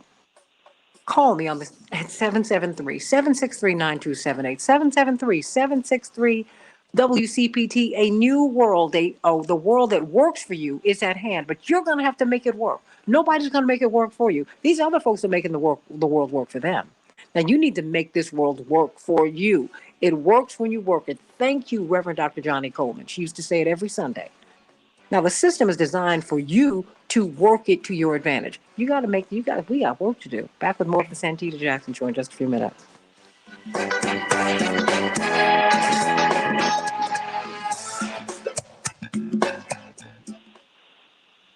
Okay, all right. Okay, you all talk amongst yourselves. You know, we're streaming live on Facebook and on YouTube right now. Okay. Tanya says, I can't believe folks are still talking about finding out where Biden stands on these issues when he's already shown you. Get a clue, folks. That's what you said. Anyone want to respond to Tanya? Okay, we have Miss Wells on the line as well. Okay, I know she wants to respond. How you doing, Chapearl? You want to say hello to everybody here? Good morning, everyone. It's been a joy listening to you this morning. Keep talking, Chapearl. Well,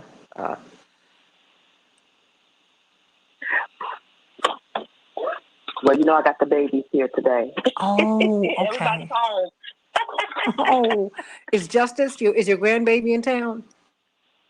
He will be here tomorrow. He's tomorrow. I cannot wait. Oh my goodness. Bless your heart. Bless your heart. I'm so happy have a house full. Me too. I am so grateful for that little boy. He has saved me. Bless your heart. Bless your heart. And that's why he came. You know, I just don't think God makes any mistakes. You know, God doesn't make any mistakes. Not one. That is true, Santita. Not one. Sometimes that pill is hard to swallow, but I trust and believe in him always. Well, you know what? There's order in the universe. I told you, I always knew that my baby brother and baby sister were born on a Saturday and a Sunday. Yusef is the fourth child. Jackie's the fifth. He was born on a Saturday, and Jackie was born on a Sunday. And when I found out that I was born on a Wednesday, I said, wouldn't it be interesting if Jesse and Johnny were born on a Thursday and a Friday? And you know that's true. We were born in our birth order, and order. I mean, I was born on Wednesday, Jesse on a Thursday, Johnny on a Friday, Yusef on a Saturday, Jackie on a Sunday. You can't make this stuff up. Dwight, did I ever tell you that? Oh yeah, I was born on Wednesday, Jesse Thursday, Johnny Friday, Yusef Saturday, Jackie Sunday. You can't make it up. You can't. There's order to everything. Everything. My father was first arrested in the civil rights movement on July 17. I was born on July 17. His first major address at the Democratic Convention was July 17. So I know in our lives we have that kind of resonance. It helps us to see things. I don't know where I fit in all of that, but I should have come. 1 minute. Stand by. We're coming right to you, Chaparral, and we're going to go right to David right after that, so you can help us to see a way out.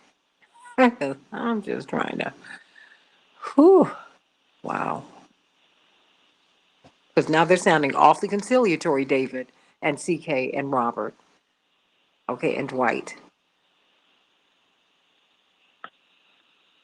Oh, we can work it out. Build back better. We can work it out. 30 seconds. Stand by. Whew.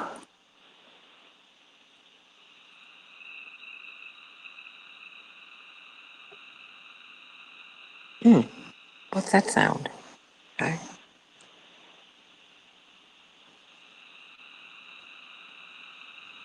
Ten seconds. Okay.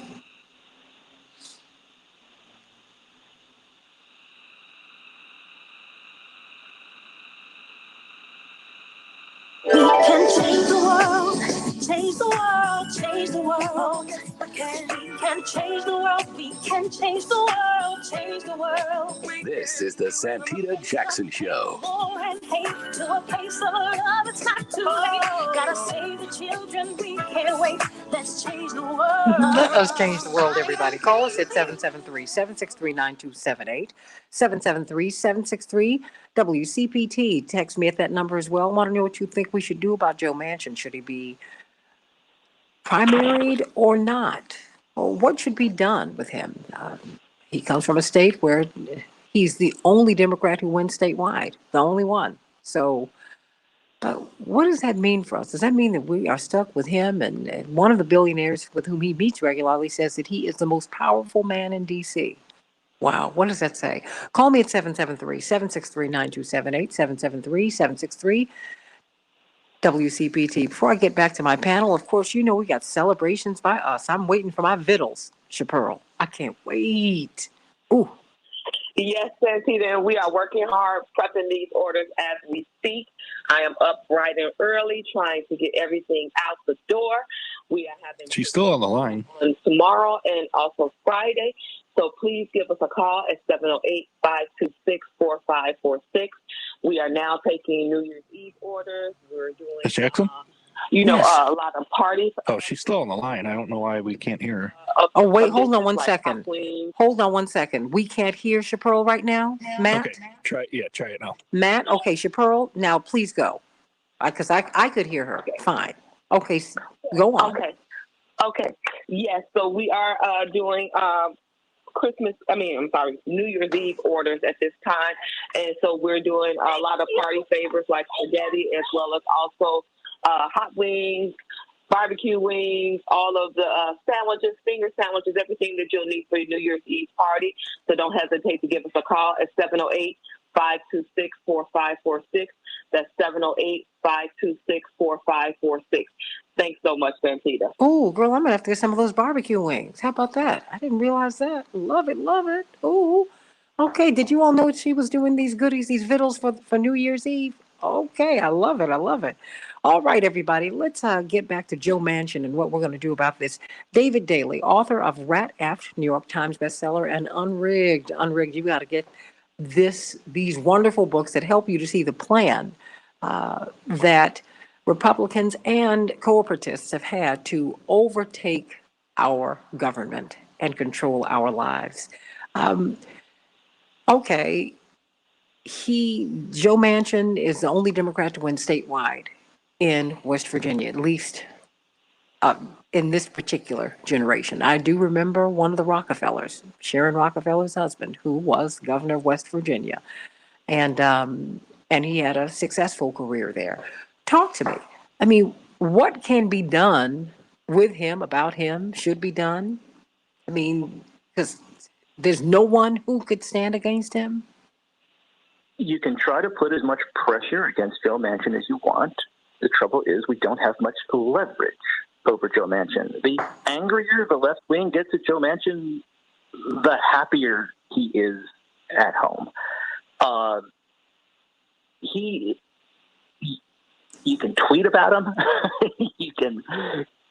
you can bring the squad down to West Virginia and do a rally in Charleston. It probably makes his political standing in West Virginia improve. What Democrats have got to understand is they've got to win these races in other parts of the country as well. And what they did in 2020, what they've been doing for years, is Chuck Schumer goes out and handpicks the most boring vanilla candidates he possibly can in every state. And Democrats continuously lose with these candidates in places that they should win. And so we wouldn't be talking about Joe Manchin, kingmaker, most powerful man in Washington, D.C. right now. We wouldn't be afraid that he might jump to the other side if people tweet a bunch of mean things about him. If Democrats had run meaningful candidates other than some white military veteran in North Carolina for a winnable seat, if they hadn't spent and pumped millions of dollars into Amy McGrath in Kentucky. Charles Schumer handpicked Kirsten Sinema in Arizona for the U.S. Senate. They lost a seat in Maine against Susan Collins that every poll for months showed that they should have had, and they handpicked that candidate. They lost a race in Montana, which, unlike West Virginia, has a history right now of electing Democrats regularly. And this was the two-term governor of Montana running for a seat in the U.S. Senate, loses by 60,000 votes. These are the seats that they've got to be able to find the right candidates and then fund those races accordingly. What if all the money that went into that McGrath campaign in Kentucky that was never, ever going to dislodge Mitch had gone to Steve Bullock in Montana? What if some of that might, Wait, whoa. What if they had gotten behind Booker, who had the momentum? What if they tried that novel approach? Or what if they tried not nominating the exact same kind of candidate? Amy McGrath is the exact same kind of candidate that they always nominate. Take a chance. See what happens. They don't want to do that. And as a result, they are stuck with Joe Manchin as candidate 50. And the sad truth, I think, is that we just don't have a lot of leverage over him. Dwight, what are your Robert? What are your thoughts? I think our approach is off. We keep trying to unearth these people who do not reflect the values of the majority of Democratic voters, of the base. Well, the reason that I blame Biden for this is I look at the last 4 years preceding Biden. So what happened when John McCain opposed President Trump on repealing the Obamacare? Donald Trump chased John McCain to the gates of hell. Donald Trump did not relent on him. Donald Trump would not go to the man's funeral. He never forgave him. He fought this man tooth and nail. Joe Manchin torpedoes Biden's agenda, and we can barely get an angry tweet from the White House. Jen Psaki says something disparaging about Joe Manchin. That's pretty much it. So there's not the same level of passion. And because Joe Biden doesn't have that same level of political strength that Donald Trump does, nobody in the Senate is afraid of him. Think about what Donald Trump was able to do to Corker in Tennessee, or Jeff Flake, or Jeff Sessions, or any of the other moderate Republicans, even John Thune and others who were leaving the party, because he had the type of political strength where nobody was willing to stand up and oppose him. Joe Manchin and the others don't fear Biden. What's Biden going to do? He can't get you reelected, and he can't get you unelected. So we're going to need the type of leadership from the top necessary to actually pass these types of big bills through. And I don't think that's coming from Biden. He's not going to suddenly change his stripes midstream. And so this is why I go back to the fact that I don't think Biden ever wanted any of this stuff to pass, because this isn't what you do. Nobody gets hustled this hard unless they wanted to get hustled, quite frankly. Philip from Pennsylvania. Philip, what's on your mind today? And Merry Christmas, Santita, and to the family. Wonderful hearing your voice. We need it. Now, you on speaker? Yeah, I can get. Okay, please come off speaker. Yeah. Better? Okay, I need you off speaker. We need a third party. I mean, it's plain and simple. We have the resources. I mean, we have the airways, as the panel has said, told Nina Turner earlier, Nina Turner earlier. She needs to run as a third party. We need to resource everybody and set for 22 general elections. We don't have to worry about the primaries. The primaries are for the main corporatist parties to set their candidates for general elections. So we can set a whole fund and have everything set up for just the general election and just keep heading the airways and getting people who know us and work the ground all the way till November so we can have our own coalition. So we can bring in the representatives from the state to the United States, representatives and senators, 26 Republican seats that are open. Well, I have to tell you, I think it's a great idea, Philip. And when Reverend Jackson ran for president, there was so much energy behind him. And he I remember I was graduated in 1980. Okay. So that was my first time I voted too. I was on the ground with that. Well, the problem was many Black people didn't want to move to a third party because we are very conservative. I mean, and I don't know if times have changed. Excuse me, Santita, but look what happened last year. We got the athletes. We had people voting who never did, and they said we wouldn't be able to. And you know what happened with the athletes? You know what happened with them? Barack Obama told them to stand down, and then they ended their protest. The NBA. That's why we need the third party, so we can just say, forget Barack Obama. He did not help us. Okay. Well, you know what? Let me ask the panel. What do you think? Do you think that we're open to a third party now? Anybody? Dwight? I suggested to Nina yesterday that she and Bernie should really consider doing that. I think that they can create all the momentum.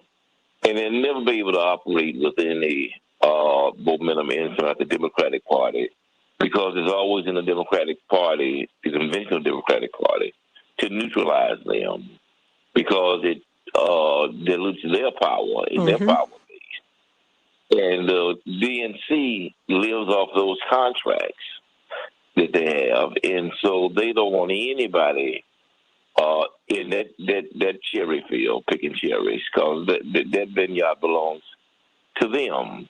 You know, the bully pulpit only works if you're a bully, and you know that the president really does not want this legislation to work because he has done nothing to put the necessary pressure either on the politicians or going to the people pleading the case in order to get this legislation passed.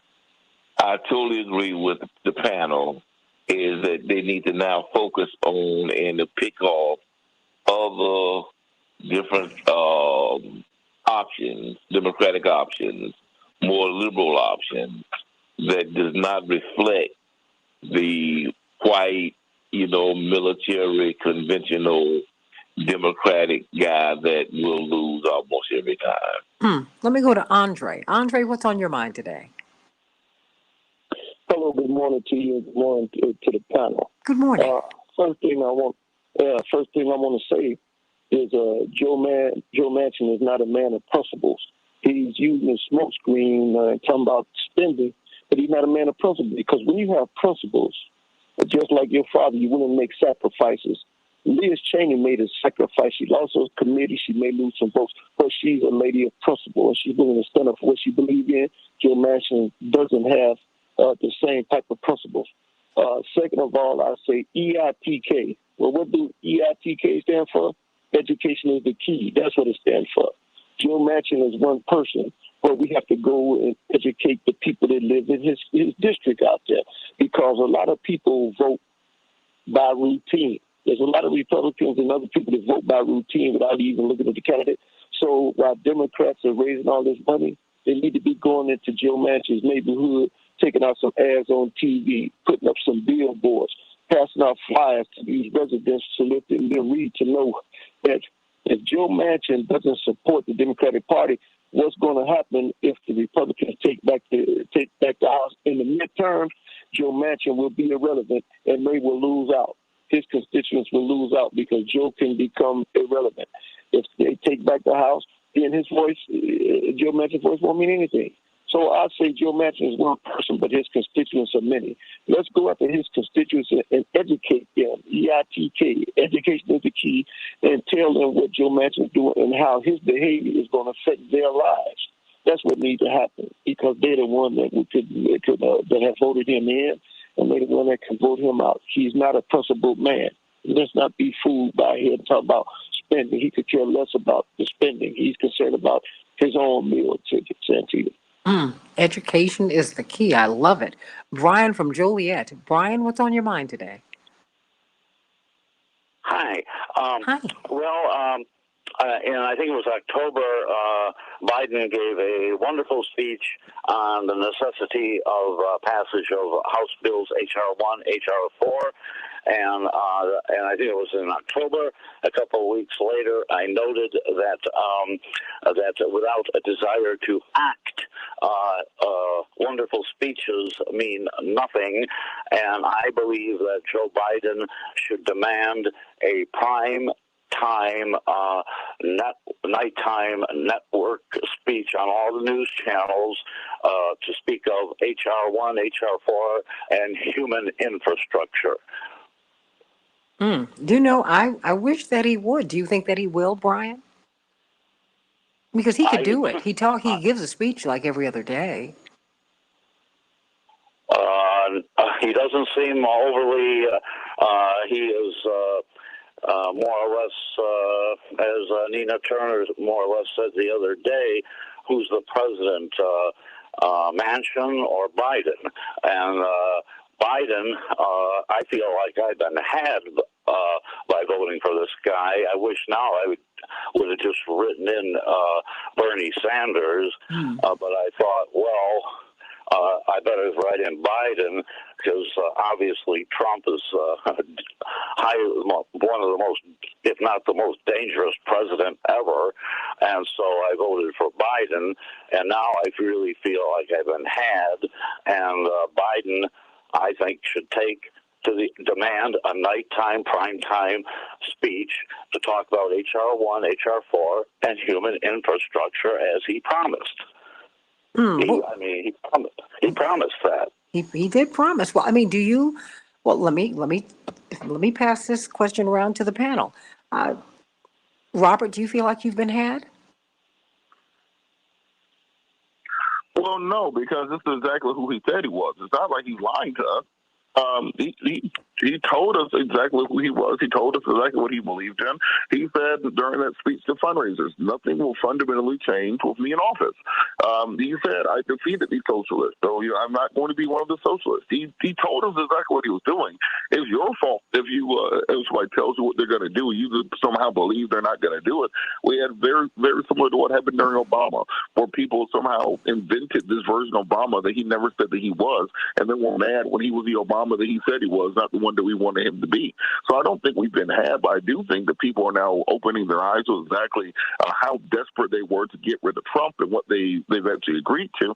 And I think the Democrats are going to have to start looking at a primary challenge for Biden in 2024 because it's not. If this is what we're going into 2024 with, then Donald Trump will be walking into the White House on a red carpet. So we're going to need either a primary challenge for Biden or for a come to Jesus moment for the administration. It's probably going to take some pressure from the left in order to make them have that come to Jesus moment. David, do you feel like you've been had? Yeah, I agree with Robert. I think Joe Biden told us who he was, and who I think has been had? I think Joe Biden was had in some way. Please explain.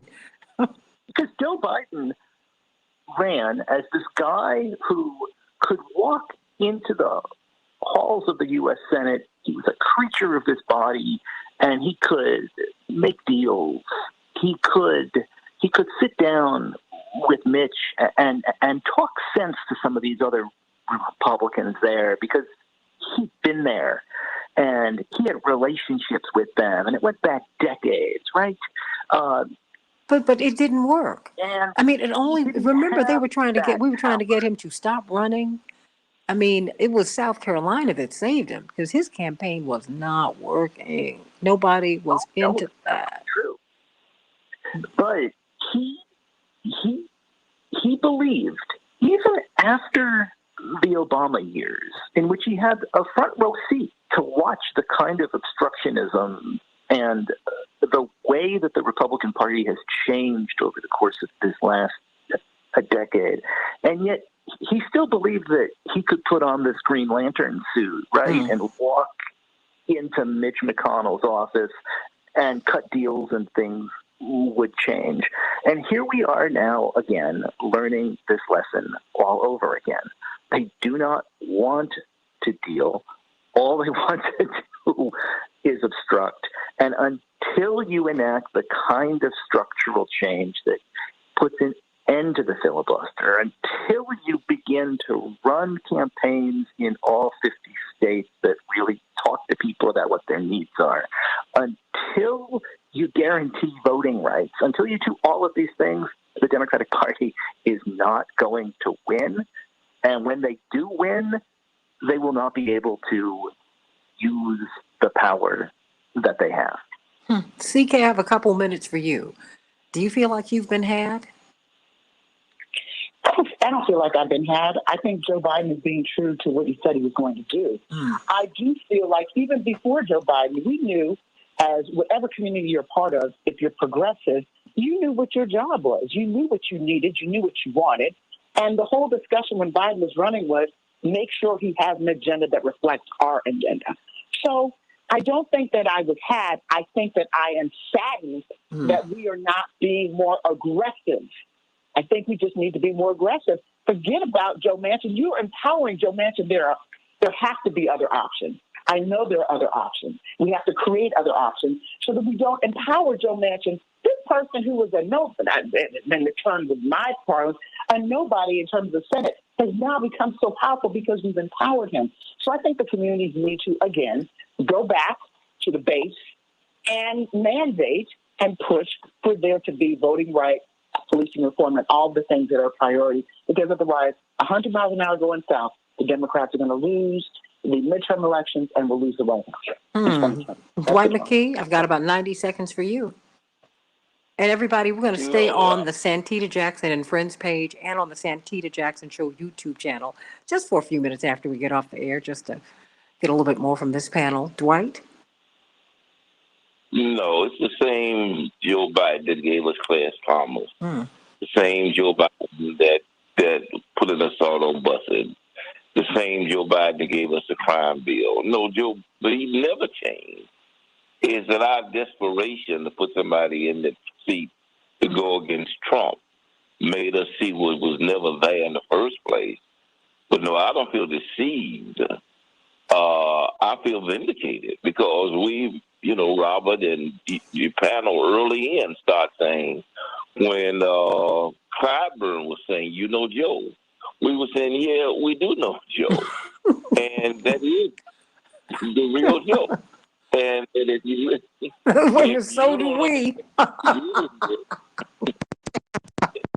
If you don't know what you're dealing with, you'll get what you're gonna get, and we got it too. So no, I don't. Is there a way out,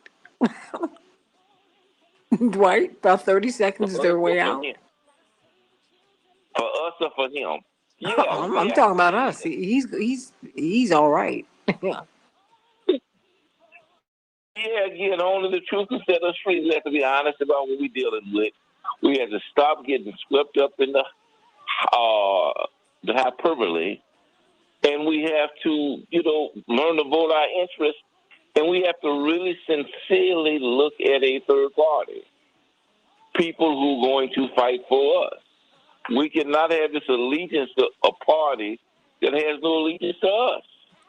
It is not work. It has not been working, and it's not going to work.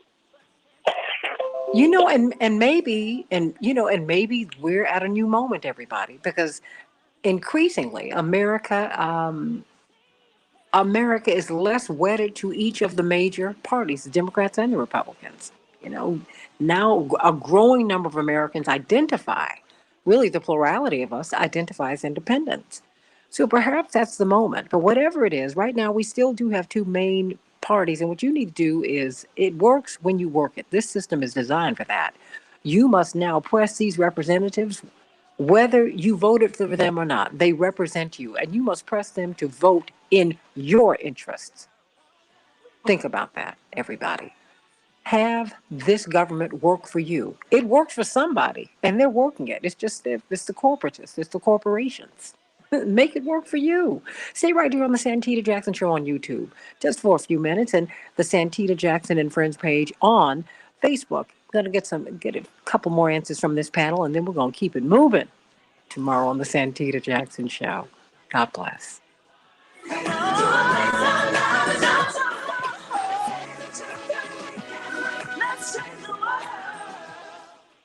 Robert, do you see this impacting what's happening in Georgia?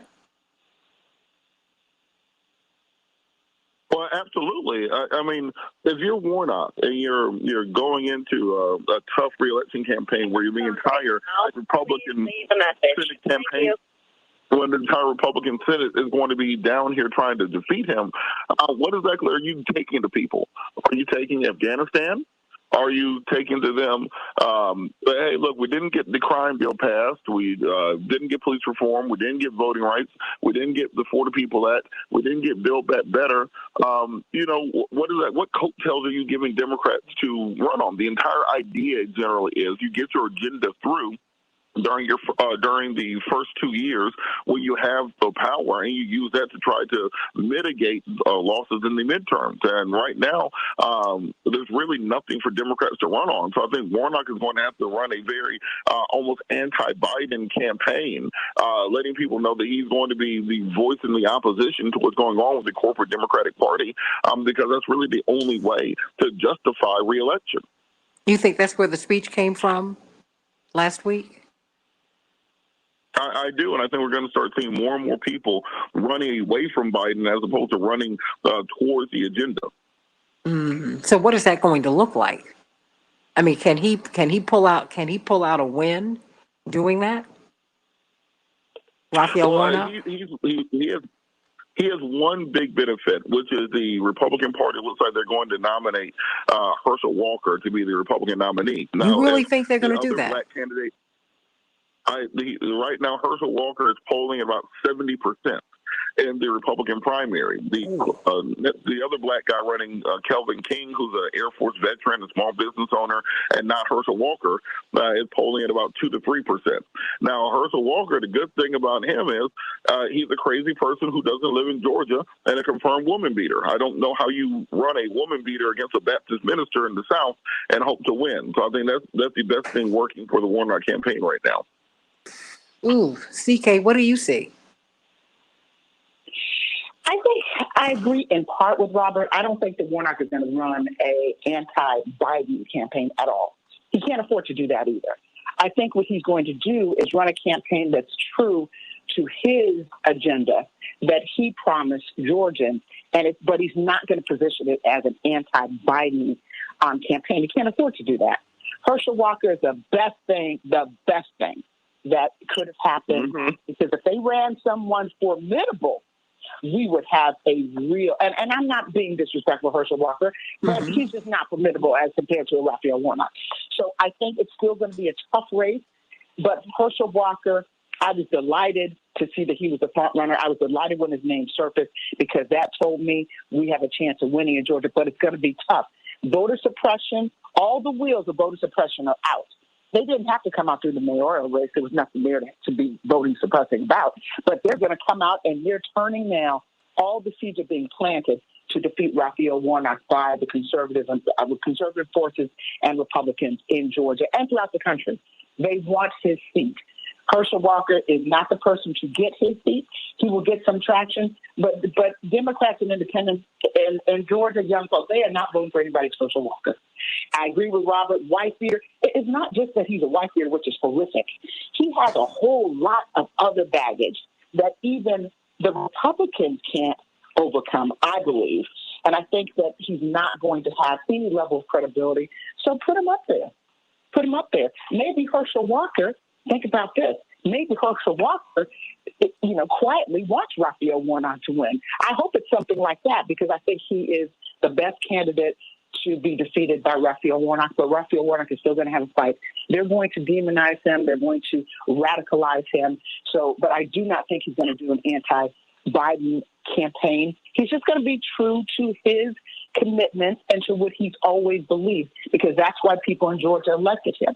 He's going to explain to Georgians what's going on in Washington, the frustrations that he has.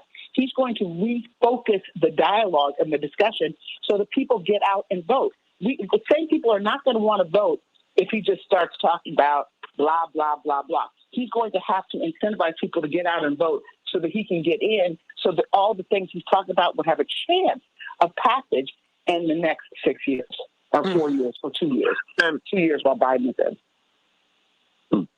Robert? And I agree completely with CK. Like, what I mean by an anti-Biden campaign, I mean, just explain it to the voters that, look, I've been trying to get this stuff done.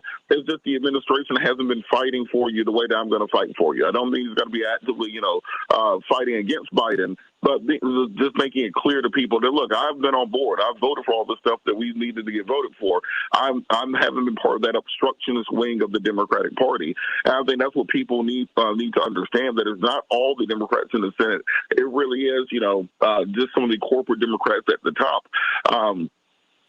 And frankly, I think that we're going to have a progressive push going forward. They're going to have to lay out a plan for what's going to be different this time versus the first term, where people can have some faith that things will actually get done. One of the issues is they're not going to have the boogeyman of Trump this time around to motivate people to turn out. A lot of people turned out as anti-Trump votes. Without him, it's going to be a real litmus test for Democrats to see how they can push turnout without having the boogeyman at the top. You mean it in 2022? In 2022 is correct. Okay. Do you think he's going to run in 2024, President Trump? Oh, absolutely. Absolutely. He as they said in Star Wars, for Emperor Palpatine, he is the Republican Party. There is no Republican Party without him. He is the standard bearer. If he announces he's running, he clears the field. So what reason would he have not to run? And as weak as Biden looks currently, he would be crazy not to hop in there to do, the first non-consecutive term since Grover Cleveland. So what do you think, David? I mean, what do you see down the road? Is David still there? He might have left. Well, Dwight, your thoughts down the road? I don't think he ever stopped running. I think he just, took a little vacation to get reorganized and resituated. But he never did. He in his own mind, he's never stopped being the president. And the irony of it all is that for a lot of other people, he's never stopped being the president either. For a lot of the Republican Party, in Republican Congress, he's never stopped being the president. And so to answer your question is, will he run? Yes. Will he win? I think yes. I think if at the rate the Democratic Party is going, which looks like self-destruction, I think he has more than a good chance to come out of this the president again. He's smarter than these Democrats. I hate to say this. He's more cunning. And he's more in touch with the bulk of the American people, with the grassroots, everyday, average American. I don't want to say, you don't like me to say redneck, so I won't say that. Yeah, please don't, even though you just did, but no, because I don't do name calling here. But he understands that culture much better because he is one of them. He's a rich one of them. he's a paradoxical kind of guy because he has money without class. And so he can relate to both sides of that. He can relate to the people with money who's at the high end of this thing, but he also can relate to that classless, trailer park crowd, because he is also that. He has money without class, and it makes him a very unique politician. Well, he also is a marketer. That's what he does. He understands trends and where the popular culture is. Whatever you say about President Trump, you better understand this. To remain relevant in some form or fashion for this long, he's been in the public imagination now since the 70s, 80s, 90s, early aughts. He's in his fifth decade of being at the forefront of our minds. I remember when he was on Oprah's show in the 80s, in the mid 80s, and she was asking him if he was going to run for president. Of course, it was, I think the bankers were probably behind all of that. But that having been said, he's the one who had to stay relevant. He's done that. He has done that. You don't have to like him. I'm talking about what is working here, what he's doing, how he is working it. And don't let it be lost on you that we're now beginning to hear Hillary Clinton speak. That there are now some op-ed pieces that are popping up about whether she's going to run. She's probably the strongest Democrat who can. She's probably the only one who can face him. Because, because, President Biden's having a hard time, and so is Vice President Kamala Harris. Do you think there's anything Kamala Harris can do to really right the ship for her? Because she's been having a really hard time. I'm really sorry to see that. Robert, what are your thoughts? Well, it's difficult because what real power do you have as vice president? There's not as if she can go out there and make policies. Your job as vice president is to be kind of the pincushion for the administration. She's border czar, for example, but she doesn't have the actual power to negotiate a border agreement with any of the other nations. She doesn't have she has responsibility, but no power to actually do anything about them. She can't go out there and speak out against anything that President Biden is doing. So she's kind of stuck to them. And I do think there's a bit of misogyny and racism, of course, in there, because normally vice presidents are pretty much forgotten. Nobody cared what Mike Pence was doing. I don't know what Mike Pence was doing for 4 years. Very rarely did we think about Biden when he was vice president. Dick Cheney, of course, was different because he was an imperial vice president, but it's going to be very difficult for Kamala Harris to change her mid-20s approval rating because she just doesn't have the power to actually stand up and do anything about it. CK, what do you think? Well, I think it's going to be very difficult for Kamala Harris. I think right now, she's tied to Biden, and she is having a difficult time. She's going to have to fortify her base. I don't think that it's hopeless for her, but she's going to have a lot of work to do. But she's not in a position to dictate what can happen, what should and shouldn't happen, because she's the vice president. So I think it's going to be tough for her. I think her teams, she's having some turnover with her teams, which is probably in some respects normal. But in other respects, there's a lot of speculation. It is normal. People, you don't, in the world of politics in Washington, you don't stay in the same position forever. You move around. That's how you get opportunities. So I think it's going to be tough for her, but I think it's still doable. I wouldn't count her out.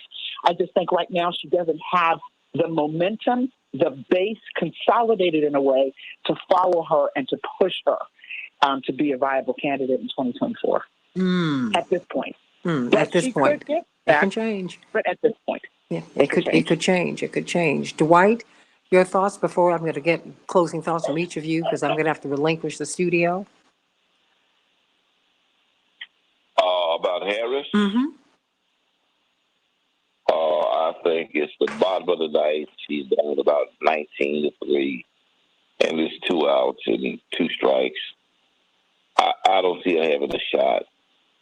I think she, symbolically made a major statement, being the first woman,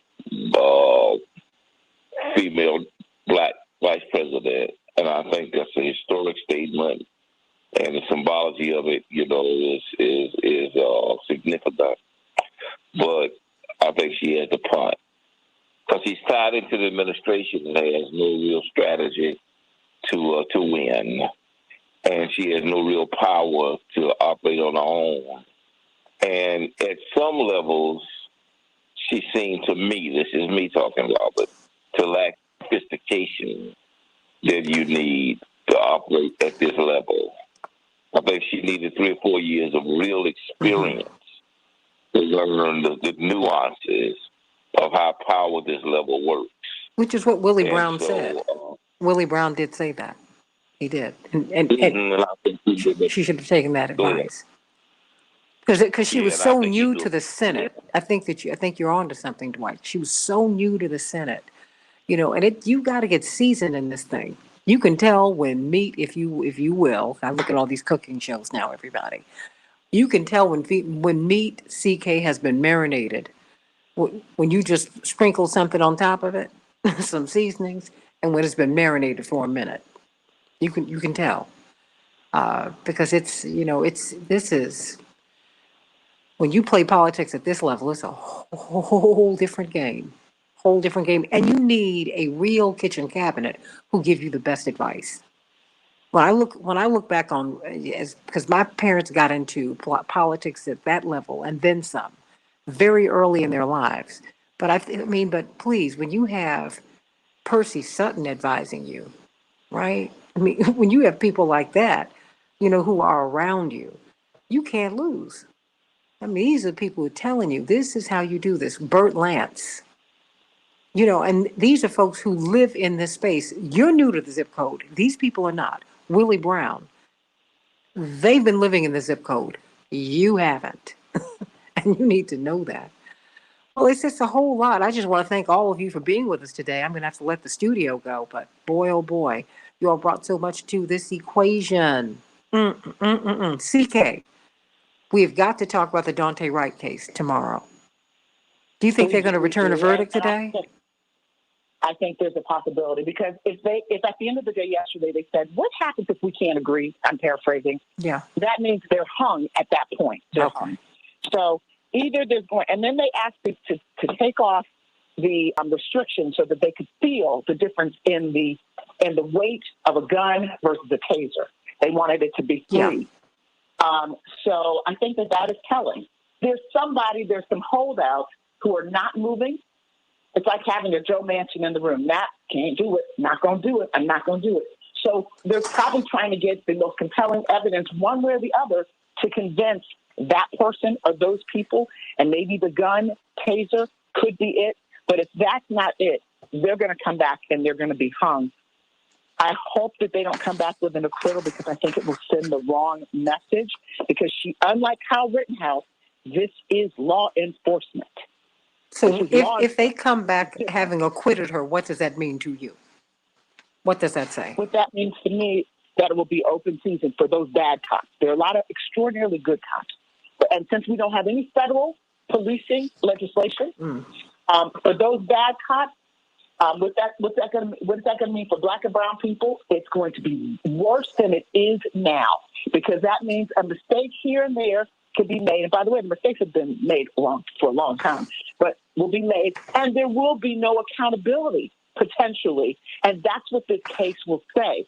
All the tears in the world that she will shed should not equal no accountability. Because if she is acquitted, there will be no accountability for that. So that's what it will mean to me. And if ever there were anyone who needed to be persuaded that there's a need for policing reform, here it is. Here it is. You should have been persuaded during the Derek Chauvin trial, but if you needed more persuasion, right there in the backyard, something happened when Derek Chauvin's trial was going on, here it is. I'm going to send you. This is proof positive. I'm going to send you this clip from Georgia Fort. She is a young independent journalist, and she does brilliant work. I want you to see Kim Potter. I don't know if you've seen this, Dwight and Robert. She literally, something similar happened to her before because they have this young man's mother saying, "Let me tell you who Kim Potter is," and they literally, this young man had been shot and killed, And she very calmly tells everybody, turn off your cameras, do this, do that. She walks them through it coolly, if not coldly. I mean, she was just very, very professional. No falling on the ground, rolling around, none of that. I'm not going to say that, I'm not going to say that she was not impacted by the death of this young man, of this boy. I'm not saying that. And maybe I give people just a little bit too much credit. I get it. That having been said, you got to see this video of from Georgia Fort that this woman was able to pull. It will make, it's like, you know what? It's like what Shelley Stanley gave us with Jussie Smollett. I saw it in Santita, I'm gonna send it to you. I agree with you. She was impacted, but there's a difference between impact and someone who will never sit at someone's Christmas table again, never hug his child, never hug his mother, never hug his father. That's how we have to look at this. Oh, yeah, we're all impacted by death. We do something.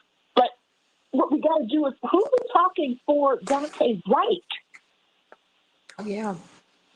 I just leave us with that. I mean, No. When I saw his mother and father, I said, "Ooh, wait a minute. When these folks have to leave this courtroom, this is real for them." And when they look at their grandchild, wee, broke my heart. I said, "Wow, you can't just kill people and say, oops, what is that?" We're all human. We all make mistakes, and Daunte Wright is responsible for his death. That was so absolutely reprehensible in my book. But just, let me just say this. The defense's job is to poke holes and show the prosecution didn't carry its burden beyond reasonable doubt.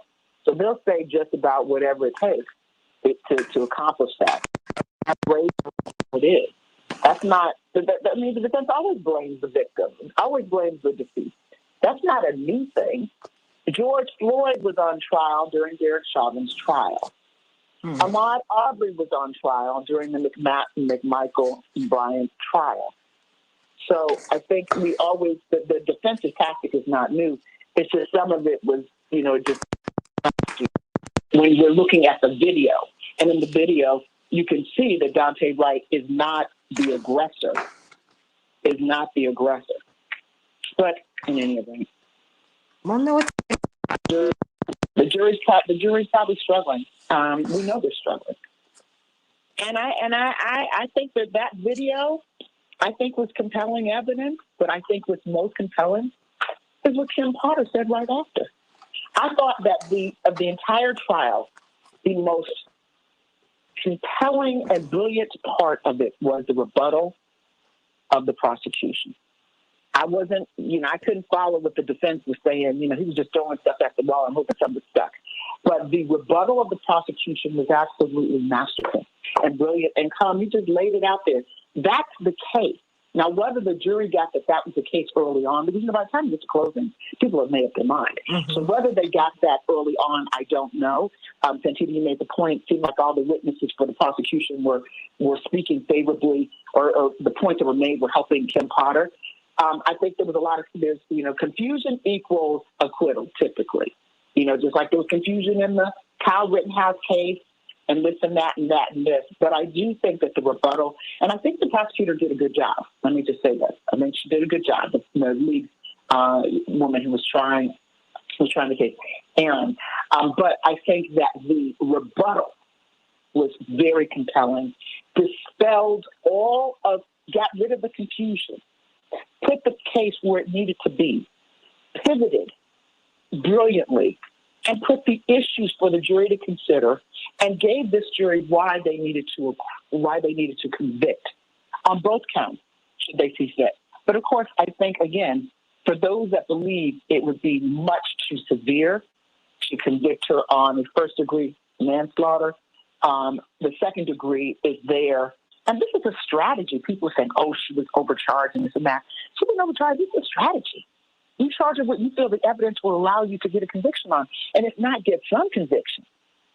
If we looked at the Kyle Rittenhouse case, all the counts were lesser counts, and people didn't want to send this 18-year-old to prison for life. Mm-hmm. There could have been lesser counts where he would have had some accountability, but those were kicked out. Here we have lesser counts, so there are options. And the question is going to be, will the jury be willing to do that unanimously? And it sounds like, as of last night, they weren't. So yeah. We'll see. I don't think they want to send that lady to prison. Right. I don't think they want to. Yeah. I really don't see that happening. I think you're right, Santita. And I think if there is a conviction, it's going to be on the second degree. If there is. But I feel that they're hung. They've articulated that by their question. Of course, I'm speculating. And I don't know what could possibly happen to unhang them, if you will, bad term, because of the fact that they probably are pretty rigid in their views. They probably hold these views very solidly and maybe looking at the evidence again, but they've been deliberating for a little bit. Well, this is a long trial. Don't underestimate the value of a white person crying. Okay. I don't underestimate it at all. I don't underestimate it at all. I'm on the same page with you on that. I would go further.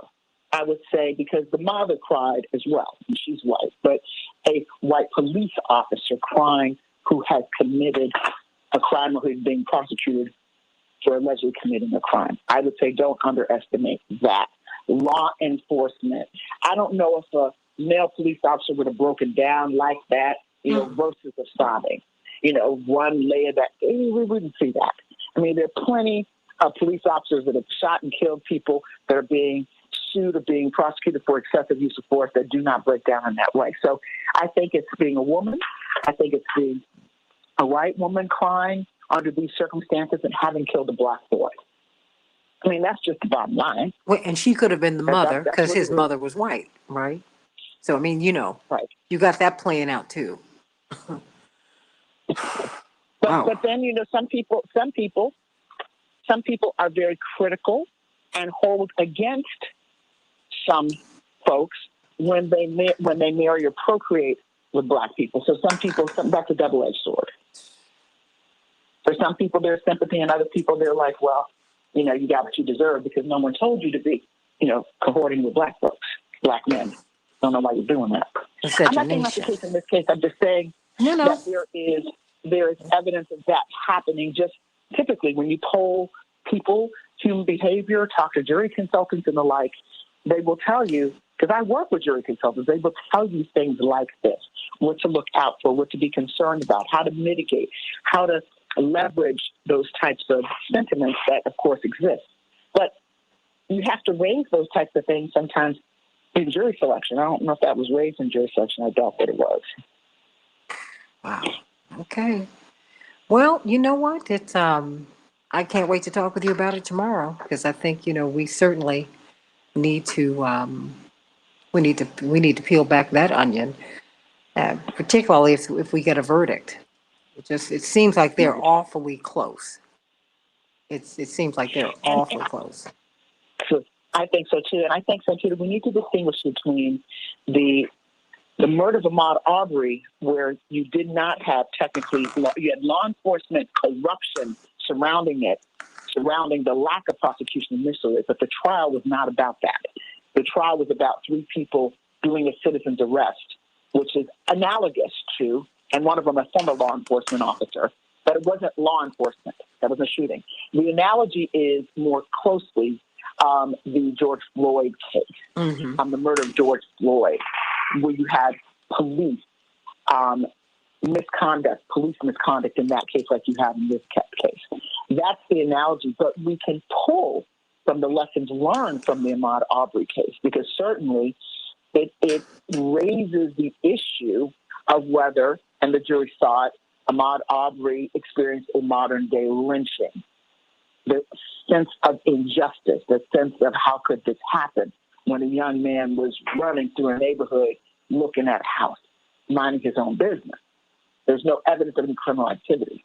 Well, in this case, he was stopped for something that was minor that should never have resulted in his death under any scenario, under any circumstance. Will she be charged with anything, do you think? Well, no, this is it. I mean, whether it's they charged her. Now, she will be confronting civil litigation. So, of course, and Ben Crump and others represent the family against her. So there'll be civil litigation. Yeah. Police department, civil litigation. Yeah. But in terms of criminal case, this is it. I mean, I don't see them, but she will be tried, and she will either get a conviction or acquittal, or there'll be a hung jury. And if there's a hung jury, there's a possibility that they will retry the case. I don't know if they will.